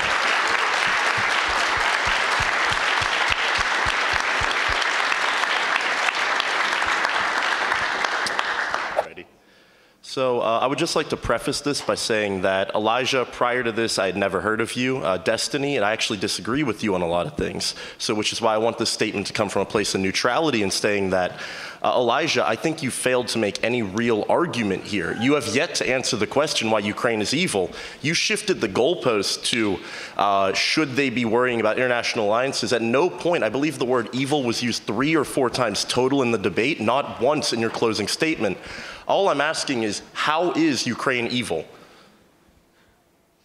So number one, I didn't name the event, so that's just going by the name of the event. Ukraine is evil. In fact, I've said online about Zelensky, I believe, and his regime being evil, but not the country itself. But I'm trying to play by the name of the actual point, which is why I'm trying to explain. I don't believe the people are evil. I don't believe the idea of a sovereign state is evil. But I do believe what is evil about this, playing off of the title itself and trying to be respectful to the group, is the fact that I believe the international community is being lied to about the contentions within the country. I believe it does a disservice to the people, as we're seeing with with 8 million refugees, that I believe that if we moved in a direction, even the direction that Ukrainians wanted, which I respect their right to do so, that we thought that they could do so without a war, even if our own administration knew that it was going to happen.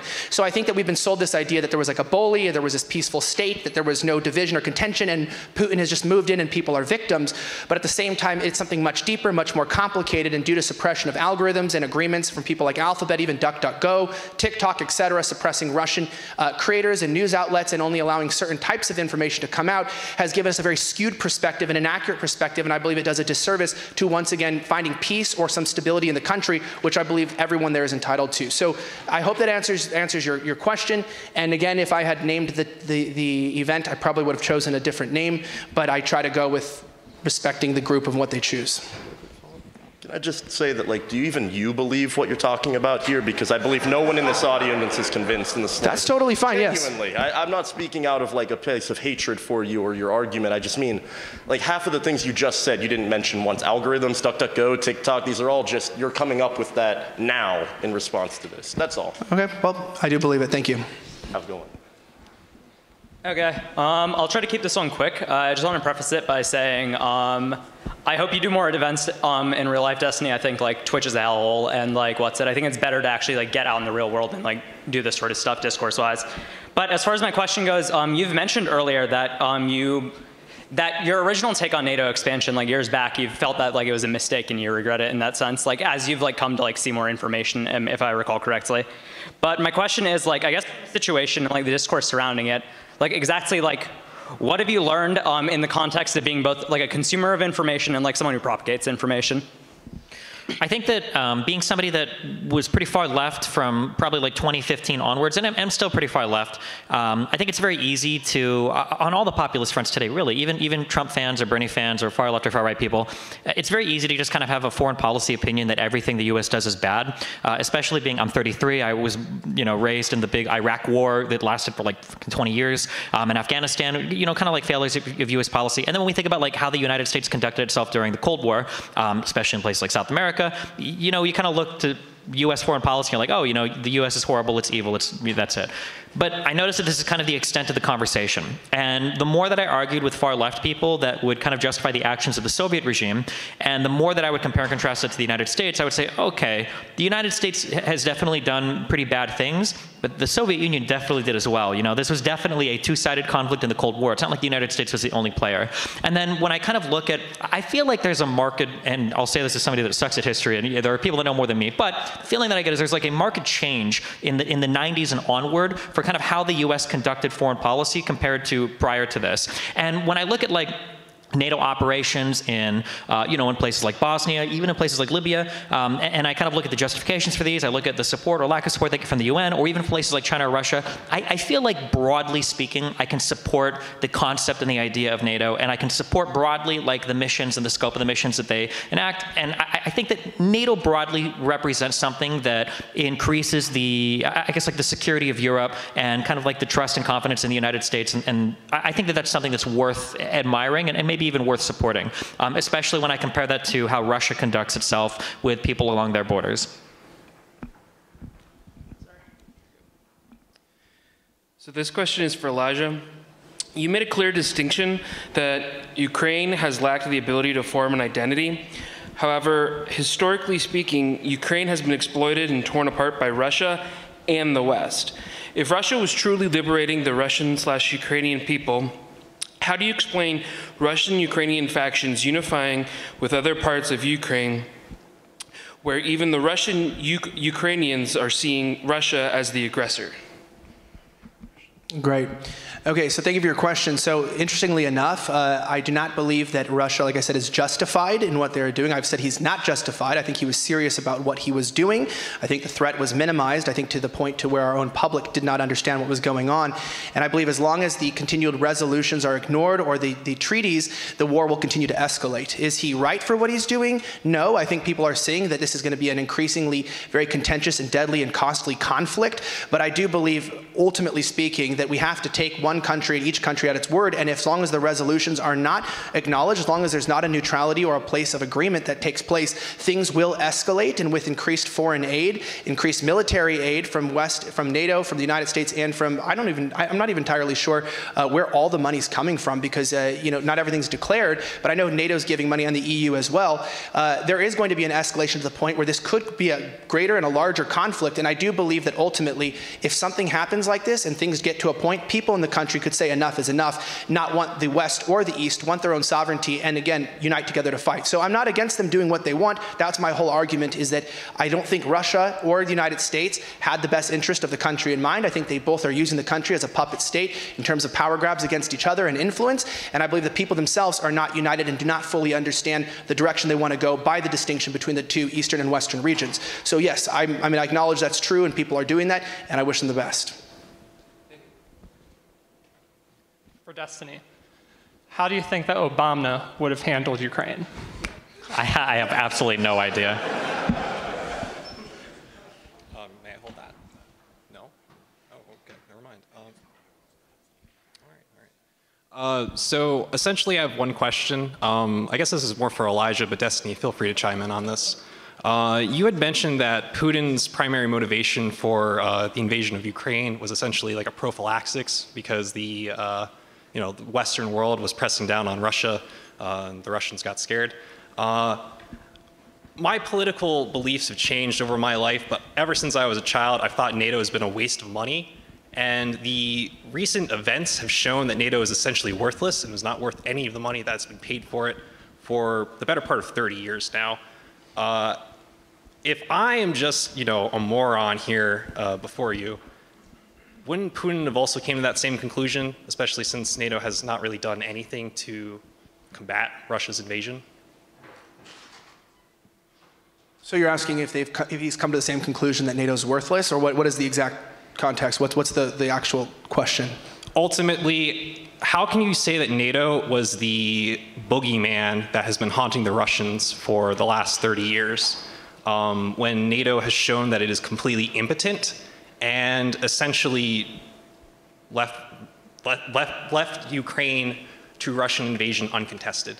Okay, so this could be complete propaganda, and again, like I said, I don't believe the Kremlin and what they're saying, but I have watched quite a few speeches from Putin talking about why he's justifying this war or even exceeding it. I know that in his own words, in his own administration, that they believe that Ukraine is a part of what he calls the Russian Federation with Belarus, that this is a united people that have their distinct culture. Do I believe that he really cares about these things? It's possible. Some people really do care about sovereignty. Some people really care about unity. Some people care about culture and uniting a group of people they feel is under siege from the West. And I know he has this idea, like I said, of individuals coming in from southern Poland, et cetera, and sort of creating this anti-Russian identity more in line with American idealism. So I don't know if that's true, and I don't know if Putin finds NATO to be useless. Maybe this attack on the East shows that he believes NATO's useless, and that's why he's doing what he's doing, because he feels emboldened. But I'm not entirely sure I believe anything coming out of that regime. All that I know is, again, my conclusion, he wasn't joking around, even to where I wasn't sure if he was going to invade, that he did not want NATO to have control of that country. Is that maybe, does he have hidden intentions? I can't know, I don't know, but ultimately speaking, he did stay true to his promise to have military intervention if there was a push. And with Zelensky even asking for membership and moving in that direction, it does appear that there is somewhat of a general agreement that Ukraine was moving in that direction. Yeah, I don't think NATO is useless at all. I think that NATO is actually incredibly powerful. I think it explains Putin's actions to some extent. It's why he was so aggressive in Georgia, and it's why he was so aggressive in Ukraine. The reality is that if you're part of a NATO country, or if you're part of NATO membership, if your country's part of NATO, an Article 5 trigger is like a doomsday for anybody that decides to move in and mess with your country. I think that people would, to some extent, agree that NATO has been largely responsible, or at least has a large share of the responsibility of why the general security of Europe has been what it has been for the past 30 years, which is a lot more peaceful than a lot of people thought it would be. A lot of people thought with the collapse of the Soviet Union, a lot of people thought that this more unipolar world would result in all sorts of localized conflict across all of Europe, and it didn't really happen. For the most part, I think that Europe has been a pretty peaceful place. Also, in terms of being impotent, when NATO has a mission, NATO carries out the mission, and I think it's pretty effective in what it does. Thank you very much. My question is for Destiny. Elijah mentioned TikTok and algorithms and all that as far as Western support for Ukraine is concerned. Do you think that plays a part, if it's real at all? or does it not matter? I'll let Elijah answer because I'm going to attack him, obviously. I disagree, obviously, with the way that he frames it. But I feel like there's a lot of equivocation that goes on when we talk about like different groups of people supporting Ukraine. Like, when we talk about like TikTok or we talk about like propaganda or whatever, like these are things that every country to some extent is going to participate in, but I don't know if it's necessarily a bad thing. Like, I would expect the United States to advocate for a Ukraine that is more pro-Western, you know, than not. That's just something I would expect. I'd expect Russia to advocate for Ukraine that is more pro-Eurasia or Eastern than not. But I don't think that to say that like, well, these guys are doing TikTok warfare and these guys are doing propaganda warfare, I don't think that that's the same as these guys are sending in troops on the ground to back separatists and to like prolong a civil war, or to send in troops and to steal land from a people, from a country. So yeah, I mean, I agree that there's going to be like propaganda warfare that's being played all over the world, and even more serious, there's cyber warfare that's going on between Iran, between Russia, between the United States and China, all over the world. These are things that are worth talking about, but I don't think that bundling all of these things together and pretending that they're all the same is an appropriate way to analyze the situation. Thank you. You can talk if you want, because I implicated. Okay, sure. All right, this is a question for Elijah. This is kind of a follow-up to that first question about the title of the debate. You ultimately said that you're just hoping for stability in Ukraine. Can you explain how Russia, going into involving themselves in internal conflict with Ukraine, does anything to bolster any sense of stability in Ukraine or stability between Ukraine and Russian relations? There's a country under attack, people under attack, homes being burnt, people being bombed. How does that bolster any sense of stability? Do you have all these Ukrainian people that are going to feel as if Russia is attacking them and their families? Those tensions are going to build, and there's going to be more anti-Russian sentiment rather than neutral sentiment. As fighting continues in all the regions in the east, throughout the Sakon region, whatever it may be, there's going to be an anti-Russian agenda coming out of this ultimately. I want to get your perspective on how this bolsters security in the slightest. Yeah, so I know I have an unpopular position because it's almost, you can't defend Putin, and I want to say the simple answer is it doesn't. I'm approaching the situation of where it is, not where ideally I would want it to be. I think of most of us, I put a joke one time in a recent bio of like, I'm now an Eastern European war expert, because it seems like in our country, depending on whatever the thing is, we suddenly support it and we all know about it, even though most people couldn't point out Ukraine on a map, probably even today. Ultimately speaking, no, it does not. Unfortunately, the way the world works is it's happening. And I think that you have to look at why it happened or why it occurred. Does it mean that Putin is good or right or somehow doing something to increase international peace? No, but saying, well, why did he feel like he had the national support, even if you argue against that, or he had the support of the people in the East to do what he's wanting? Well, obviously this is a constant conflict of feeling they feel isolated, or at least they've said. And again, it's very hard as a Westerner for me to say many things, especially just to piggyback on the last comment. The genuine algorithmic problems with information have become so monumentally and colossally atrocious to me, because you can literally go into a search engine and type an exact phrase and it gives you the opposite, meaning like Ukrainian troops attacking Russian troops, prisoners, and it'll give you the flip. And no matter what, and you type in the flip and it doesn't give you the flip, so it constantly gives you like pro-Ukrainian, anti-Russian information, which limits the amount of an ability I have to really get true and unadulterated information. And the same goes from Russia. I don't think Russia's putting out the most honest, fair, and free media, as you've seen. They don't really care about that. So the complicated question, or the complicated answer I would say to it, is we have to face with why it happened and why they felt isolated and why they accepted or allowed Russia to come in, with the understanding that they did. And so now that they're there, then the moral question comes that if Russia then moves any further than the eastern region, what justification do they have? And while I would say that even if they aren't justified in my eyes, strategically, internationally, or in their sovereignty, the claims that they make, they could not make any further sovereign claims, and they are limited simply by that. They are bound by their own limitation of saying that we are acknowledging a true republic that identifies out of what they believe is a faulty election. If they go any further and continue to take land or occupy land and not concede it back to the country, then I believe they're hypocrites, they're liars, and they're not acting on good faith. And that may happen. Since we're in an active warfare, I can't predict the future. Thank you for your response. All right, my question is for Destiny and 2 points of context. Since '91, with the fall of communism, all but 3 of the Soviet or former Soviet republics have had skyrocketing Human Development Index. So let's take this as a proxy for quality of life. The 3 exceptions are obviously Russia, Belarus, and Ukraine. This is a good argument for these people have suffered tyranny and violence at the hands of their states. So in 2014, so that's the first point. Second, in 2014, Igor Kolomoisky ran for president of Ukraine on a platform of let's expropriate and deport the Russians, if not more violence. He got 0.5% of the vote and was humiliated. He then financed the now Zelensky regime under his ownership of 1+1 media, spread propaganda against Russians, which probably flared some of the ethnic tensions we now see. Based on these 2 points, one can claim 2 things. First, the current regime in Kiev is evil. And second point, all of the previous regimes in the Ukraine, as well as the one in Belarus and Russia, are likewise evil for precisely the same reasons. They make the lives of their subjects, let's call them that, that's how they see it, worse. How are these regimes not evil, Destiny? I think that control of media in Ukraine, I haven't gotten to dive into this in a conversation with anybody because it's one, not many people talk about it, and 2, it's a pretty complicated issue.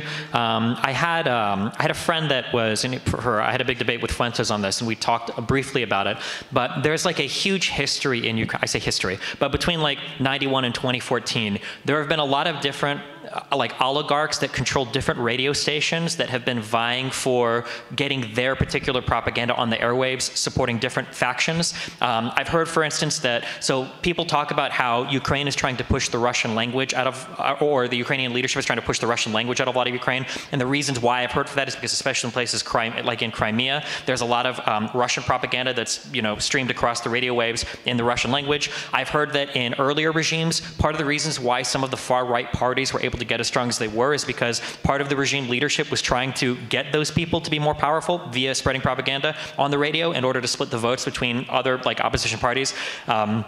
I can't give you like a full breakdown, in-depth history on it because it's very complicated and because it just hasn't come up in a conversation, so I haven't studied that well. But I would say that if you're interested in propaganda that exists in Ukraine, there is like a very huge and rich history of different people like fighting like viciously over those airwaves to push, different propaganda in one direction or another. In terms of trying to answer your question, how does that make any particular party evil or good? I will say that we're a little bit spoiled in the West sometimes and that we don't have to think about it in necessarily the same framing. But when you're in a country where there are foreign powers that are leaning very heavily on your media, and when you have like strange oligarchs that exist in your country that are leaning very heavily on the media, it's hard to just come out and say like, you're evil for engaging in this type of propaganda when like everybody else does it too. I guess I say we're spoiled in the West, but arguably we would complain in the West that it happens here too, even ignoring Russia. People say, well, social media companies, Zuckerberg, or I guess now Elon Musk has too much power over the media. Are they evil for doing what they do? But I don't think that engaging in that level of propaganda would be enough for me to claim that a certain administration is evil or that prior administrations were evil. That did not answer my question. The question was, considering the absolute state of these countries, while all of the former Soviet republics, their quality of life drastically improved. The case of the Ukraine, Russia, and Belarus being tyrannical as they have been, kleptocracies, if you will. This is evil, to steal people's earnings and to keep them poor artificially for the wealth of the ruling elite. That is evil. Or do you disagree with this, that stealing from people? I think it's bad. I'm not going to defend like Ukraine one of the things that I referenced was a lot of the color revolution that was happening or a lot of the revolution that was happening in 2014, a lot of those protests, the Euromaidan protests, were because of massive corruption in Ukraine. I'm not going to defend that. I don't know if I would call calling any administration evil is like, I don't even know if I would call Russia evil. But I'm not going to say that's a good thing. I guess if you were to push me on it, I guess I would say that it's evil. But yeah, my understanding is Ukraine is one of the most corrupt countries in the world pre-2014 and even afterwards. And I don't think anybody would argue with that. There's a lot of bad stuff going on in that country. Can I just say this to add to that, though? That's why I didn't even want to bring up contentious points about people get lost in these arguments about Burisma and Hunter Biden and whatnot. People in governments and regimes using corrupt policies in places to enrich their pockets. I mean, I don't know if you saw Nancy Pelosi's response to ending it like, Congress trading. Why wouldn't we want to trade? Well, of course you would. You've gotten rich off the backs of the American people. You've robbed us. So, and that goes across both parties, even McCarthy, et cetera. So I'm not even, taking a one side. But yeah, I think the corruption, Ukraine is a hotbed of financial money laundering and a place of corruption, specifically because of the fact that it is neither, one side or the other. It makes a perfect hotbed for lots of problems, and it wasn't just because of the US or Russia. They've had a long-standing set of issues like most Eastern European countries have had, and Russia itself since the fall of the USSR. Did you feel like I adequately answered your question? I'm glad you agreed on the title of the debate. Well, I'm not talking about like current... Agree that it's evil. He claimed as well. Agreement. This is beautiful. Okay. To say that there are like evil aspects of a country when you're talking about a conflict between two countries, you're trying to figure out like what is the right or wrong one. I don't think is the same as agreeing that there is prior corruption that exists in the country. That was what was at stake. So I'm going to push you on the Russia's evil comment. I'm very glad I had him right before him. This question is for Destiny. Recognizing that Ukraine and its territory from 1991 had oil reserves matching Russia's in the Siberian Peninsula. Knowing that Russia, Ukraine, and Belarus are some of the three poorest countries, at least in Eastern Europe, how is Russia not evil for stealing the region, specifically Crimea, taking these oil reserves, and starting this conflict just for that financial gain? I'm very uncomfortable when we talk about like foreign affairs, like calling any particular side like good or evil. I think that it is a pretty one-dimensional way of looking at things. Like I'll talk about like, does somebody have like a moral right or justification or an international justification to do something? But like wholesale calling a country or an administration evil, I think is really, really difficult to do. Like maybe if we're talking about like, like Hitler or Mussolini, maybe we can go there. But even at that, I feel like just writing off like an entire body of something as like good or evil, I think is just too one-dimensional because there's so many systems involved. Actually, I'm not from here, so I don't know a lot about politics. So this has been very educational for me. Actually, I have a question for both of you. So what are the difference or similarities you see between Ukraine and Russia and China and Taiwan? You can go first if you want. Yeah. So, I mean, it is an interesting thing. So, number one, with Taiwan, I've been to Taiwan. It's a beautiful country. It's mostly buildings where I was in. I learned to use chopsticks there, so I'm grateful for that, right? I mean, that's a very, very, very strategic place. China obviously has a huge direction, their 100-year plan. They are under a very strict ruler, Xi Jinping, who has a very clear demarcation of where he wants the Chinese people to go. And he wants the one China, he wants to unify his people. This almost sounds similar in many ways to what Putin is saying with this idea of uniting Belarus, Ukraine, and Russia to get the Russian people that he sees as being united as one. You also see even right now with the sanctions, the move towards Putin becoming more, in some ways, an ally with China. I wouldn't say they're strategic allies. I would say that the enemy of my enemy is my friend. And so the United States being very much against Russia in many ways and very much against China has backed them not only by borders, but the ability to make trade resolutions and agreements with the potential that conflict could ever increase. But specifically in terms of with Ukraine, I mean, this is very important to understand that with Taiwan, I don't believe that there is a civil war. I don't believe that there is a genuine conflict. And if there was a conflict, and I could be wrong, but if there was an internal conflict of whether they did not know and they were fighting a war of whether they wanted to be in control of mainland China or independent and under Western trade agreements, I feel like that would be a much different situation. A people of itself having this, and of course, I'm not going to get into the details, knowing that coup could be backed by China or the United States, etc. But looking at the Ukraine situation, I do find it to be distinctly different, but it is interesting to see that it's the same propaganda, or if you don't believe it's propaganda, it's the same nationalist, patriotic ideas being pushed to justify the annexation of further land. So are they connected? I don't know, but universally, after the invasion of and the moving of Russian troops into the Donbass, it was interesting to see China come out with strong claims that one day Taiwan will be a part of China, and with the invasion of Taiwanese airspace, that there is that move of strength. And so who knows? And I think that would be a very scary and costly war simply out of the United States' determination to declare that they would defend, and they have said they would defend Taiwan's sovereignty. So that would be a conflict I hope none of you guys get to see, because maybe we'll see our next draft. Who knows? I feel like the relationship between Hong Kong, Taiwan, China is more complicated, just because of like the longstanding agreements and treaties and how these like independent regions are administering to themselves versus Ukraine and Russia, which I feel like is a lot more clear cut. Ukraine is distinctly independent. It's not like a region that's administered by China. It's not its independent but kind of dependent thing that's on its way back after some number of years. I feel like the Ukrainian conflict between Ukraine and Russia is way more clear cut. I couldn't say the same for Hong Kong, Taiwan, and China. I feel like those are going to be more complicated in the future. All right, thanks. My question would be for Elijah. During the debate, you seemingly at multiple points called into question the legitimacy of the Kiev government as it being a Western puppet state. Meanwhile, the Eastern autonomous regions currently have Russian troops in them. How is it that you seemingly completely take for a fact that these Eastern states are completely legitimate and aren't just simply going which way the Kremlin does because they have a boot on their throat?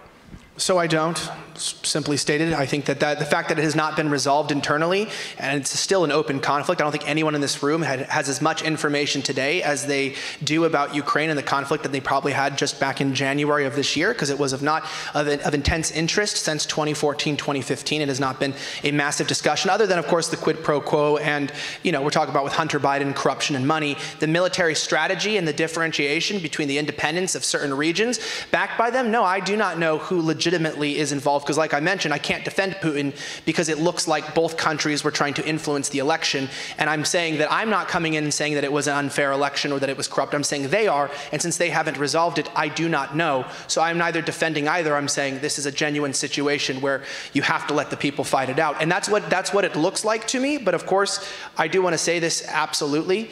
I do call into question the entire presidency and why I feel like Ukraine is, I'm not going to say they are evil, but why the regime should be called into question when there's a regime that is being voted in, whether or not it's backed by a country or backed by another set of alliances and countries. Seems so strange to be such a distinctly sovereign country whose elections are determined by which international alliance or country or federation backs the certain regime. It's a very questionable authority, and I think the election should be looked at again. I think I'm done. Okay. So for both of you, regarding your discussion around the future state of affairs regarding foreign policy of every other nation in the world, because Russia is basically, as you said, breaking the rules of the West, what do you think is going to be the potential outlook for the future of third world nations that could just be rolled over by Russia, or do you think that NATO is going to expand rapidly enough that maybe we'll stop it? I'm going to be honest, I have no idea. I don't know what people think is going to happen in the future. I've heard all sorts of crazy things floated around that maybe Russia will invade a NATO country and think that nothing is going to happen, or maybe the Ukrainian conflict will die down and nothing will change, or I don't know. I couldn't possibly predict that. We still don't even know necessarily how the Ukrainian conflict is going to settle out. If Ukraine is going to be able to push back and take over the parts of the Donbass that have been lost, or if they're going to go back to Crimea and fight there, or if they're going to push into Russia at all. Like, who knows? I wouldn't even try to make that prediction. I'm not sure. Yeah, and I can't make the prediction either, but I will say if Russia goes beyond what they've already stated was their military advantage or why they actually invaded and what the purpose was, then they have no credibility and they have absolutely no respect on the international stage because they can't be trusted. And so, time will tell and we'll see, and I hope they're not stupid enough to cause an international conflict. Sorry, I meant to premise that with Ukraine losing this war eventually, which is kind of looking like, but we'll see. But yeah. I mean, I think Russia would like to have, I think they call it the Union State. The idea that you have like Russia, Belarus, and Ukraine all kind of together working in this economic union, this like Eurasian power. I don't think that they would like keep pushing west if they were to win and like have some sort of like Belarusian regime in Ukraine. I don't think they'd keep pushing, but I would be very cautious when I say that, because who knows? Like post the Ukrainian invasion, again, this is like, I don't know how long it's been since another country has invaded a country to steal territory. It's something we haven't done in like over 30 years. We haven't seen something like this happen. So I don't know what the situation is going to look like afterwards. Yeah, and I would just say they would be very foolish because they're spending $20 billion a day, it's estimated, in terms of overall cost to wage this war. I don't see with the sanctions and the strength of the actual economy. If you even look at on the developmental country scale on like 0 to 1, I think they were like a 0.74 or something, which makes them like a second world country. So while they do have, technically in terms of development, they've had some issues and they are rising out of the ashes of the USSR. I don't believe they have the ability to wage a further war outside of there. The Russian propaganda says they don't have any desire, but like he said, I mean, they could do anything because the world is unpredictable, and we'll wait and see. Fair enough, thanks.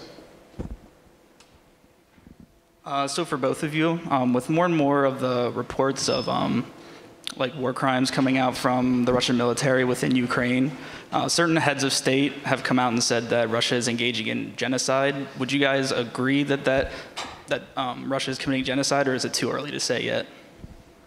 I like to refer to genocide strictly in the legal sense. So if it like rises to, what would be considered a genocide, then maybe. I don't know if war crimes are always necessarily considered genocidal or not. Kind of like peripheral to this, one thing that's a little bit scary is it seems like we've kind of brought down the hammer on Russia almost in as many ways as we can. And if Russia truly is successful in breaking off completely from relying on Western trade, and they have their own kind of, like Asian agreements and agreements with China, and they're able to sell their oil and everything as well as they can, I don't know if there's much we can do to Russia at that point. Like, say they did genocide people, or say they did commit war crimes, which it seems like at this point it's pretty undeniable. I don't know like what's left for us to do at that point. Like, I don't know what sanctions we could place on them, or what kind of harm. We're never invading or bombing them or doing anything like that, so. And I would say no one likes to exaggerate more than Trump in any situation, and he's obviously calling this genocide. I do concede the notion that there are war crimes happening, absolutely, and it is really, really tragic to see what's happening in some of these cities, especially people that chose not to be refugees, chose not to leave. And I think there will have to be international courts that will take place and will actually acknowledge what happens when the conflict ends, depending on what actually happens within the nation. But like Destiny said, if they do proceed and win this war, and after removing, as we saw today, I believe Russia cut off gas to Bulgaria and to Poland. It's so funny how I see the article that they are bullying the nations by their sanctions against them, but when we do it to them, it's about democracy and freedom. And so I think we're seeing an iron curtain possibly, or I hope not, rise again between the East and the West. And this may, like if it rises, just like we saw through the conflict of many, many decades in the 90s, you saw the 90s, 80s, 70s, etc., in the end, they may be able to do what they want. And the atrocities of the USSR, are just innumerable. And they're horrifying what has actually happened. And so, God forbid we get to that point, and let's hope it doesn't get there. All right, thank you.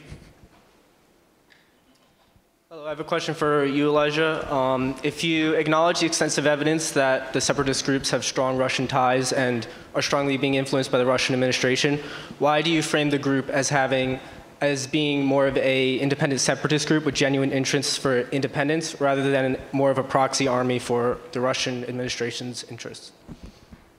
Yeah, so I'm not a foreign relations expert, and so I'm going by draft agreements that happened from 2014 on just what was acknowledged or what was actually recognized, universally with Europe and the EU, and kind of saying you are self-governing. I don't believe that those draft agreements were conclusive. I don't think that they were actually quite helpful, besides perhaps creating an overall greater ceasefire. And so I am not one to even, my opinion wouldn't matter if I want to respect them as a genuine group or just as a militia-backed group, but maybe it was the failure of the international community to not push harder and to, out of desperation, find some sort of a peace agreement out of political advantage. I don't know why they didn't push, but seeing the way that France and Germany acted in the UN Security Council a week before Russia invaded, almost saying I don't know, we're not even going to acknowledge this.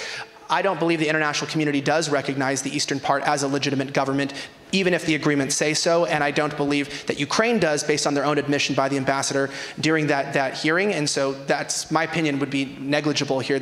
I don't believe, I'll just say this, I don't believe currently that the Western world, NATO, including the United States, actually views the eastern part of Ukraine as being a legitimate independent state, and I think Russia does. So that's where I believe a lot of the conflict is.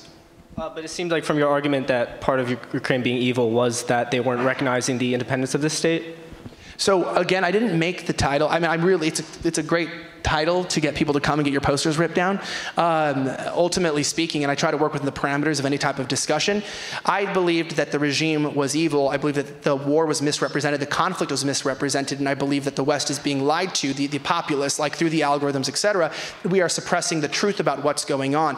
Do I really believe in the East or the West claim to the country? That's what I'm saying. I'm not here to decide the conflict of the Civil War, but ultimately speaking, I know that we are just in a situation to where the East declares himself independent and sees the West as being illegitimate and the people who are under the control of a failed election and vice versa. So it is a civil war, it is a conflict, it is ongoing.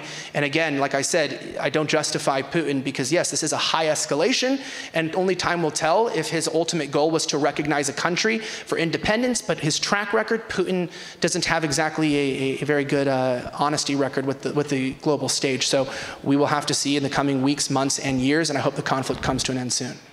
Okay, thank you. So I'll start by saying I've been an SOB, a slightly offensive backer, for 2 years now. My question is for Destiny. We understand that there is a civil war going on in a failing country. NATO wants the West to be part of their alliance, and Russia wants that geological bumper state. We all agree we want the least deaths possible, so how is it evil for Russia to aid a large group of arguably their people who are essentially at risk of Western bombing at any second?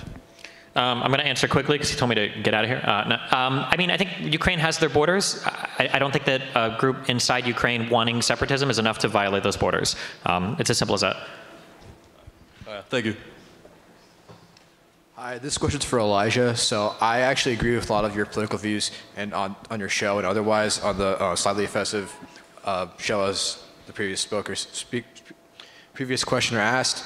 But this is more to like the other points you made in the debate. Like you said earlier in the debate that Ukraine has a right, hypothetically, to join NATO if it wants to as an independent country, and that also that Russia is kind of playing by a different rule book, which obviously it is in terms of what it's actually doing.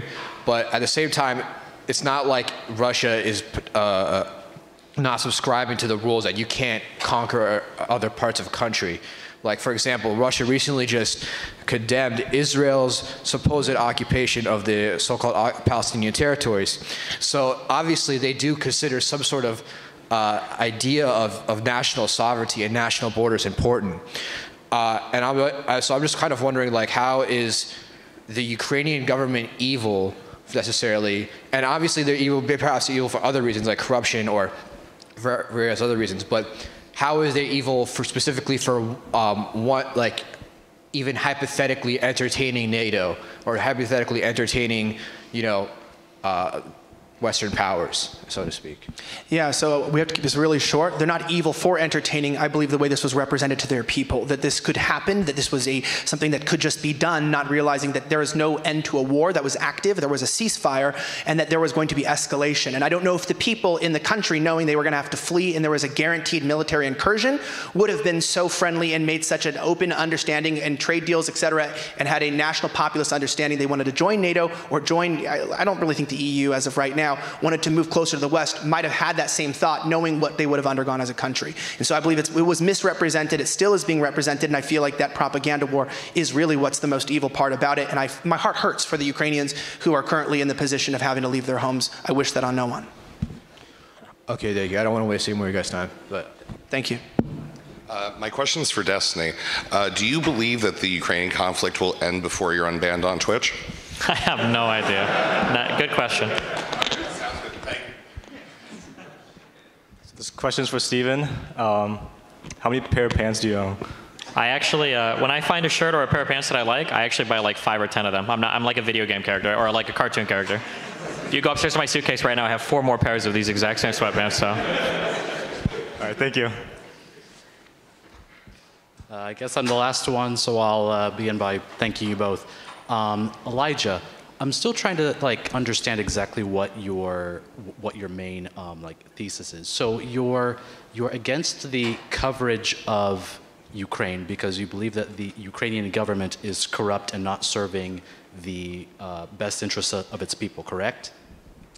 So do you want the thesis, or do you want me to answer question by question? Well, just wondering. The question, sorry. Okay, so my thesis would be very simple. The idea that Ukraine is a sovereign nation that suddenly has decided an election and is being invaded by a foreign country is not the correct narrative, and I believe that that misrepresentation to its people that it was a sovereign nation that could join NATO and the West without the real threat and the invasion of a foreign country is the greatest travesty here, and I believe that the 2014 election, he would disagree with me, clearly has not been fully decided or acknowledged by all parties, and that active conflict that ended in a ceasefire that has not really been acknowledged or even respected by both sides was something that really should have been broadcasted, put into play, and presented to the people and to the world before there was this national global push for Ukraine to become a part of the West. And so my genuine idea of what it is evil is that it's been mischaracterized, misrepresented, and this is not a new war. This is a continuation of a civil war. I don't believe it's just separatists who have not agreed to decide on the results of the 2014 election based upon the interests of two different regimes, the East and the West, Russian Federation, and the EU-backed NATO. So. But I mean, we need clear evidence and validation that that election was in fact fraudulent. Otherwise, it doesn't really matter what the separatists think if the Ukrainian government in power now is legitimate, correct? Because in every country, we can go around the world and find there'll be a large group of people that disagree with the regime in charge, but that doesn't give any sort of civil war any legitimacy. Yeah, so this was not a normal election, which is important, and I'm just going to wrap it up by saying that it's like he even used the phrase, which I would parrot, would be revolution. This is an idea of regime change based upon who's backing the country, all the way down to trade resolution. This was not a normal election. This was almost like a war. This actually would be considered a wartime election with travesties happening. I believe over 100 people were shot and killed by police. It does not make the previous administration or regime better, and I think it's actually key to not call it administration but regime. This was regime change in a nation, which goes everything with that, and so I don't believe that the regime change is respected by one side, even if perhaps you might say it was a fair election. I don't think I can fully audit it, and I don't know if there's agreements that it's been audited fully and thoroughly, depending on who you ask, but a country may still have a problem of saying we don't want to change regimes, and that's not just separatists of a Democrat state breaking away from a Republican state, et cetera. This is the idea of which country, which alliance are we going towards as a nation, and what's our identity as a people, and I think it's a fundamentally much more complex issue. No, I would just conclude by saying, like, my perspective on it is, I think no one is disagreeing with you that there is a lot of corruption and malpractice going on in the governance of Ukraine, and that has been there for a long period of time. But that being said, I still think it should be fairly straightforward to pick which side of this war to support and be pro-Ukrainian. But also acknowledge what you're saying, and that the governance of that country needs to be cleaned up going forward. But we can both say that and say we're totally against what Putin and Russia are doing at the moment. I just think American imperialism forces us to choose a side, and I choose neither. Well, just one more thing. I mean, could you not pick a side and then also say, but my side has some work to do on its own end? I'm not interested in the civil wars of nations that I don't believe are in our national interests. So I'm disinterested, to be genuinely honest. Fair enough. Thank you very much. Thank you. Thank you, everyone, for the great questions.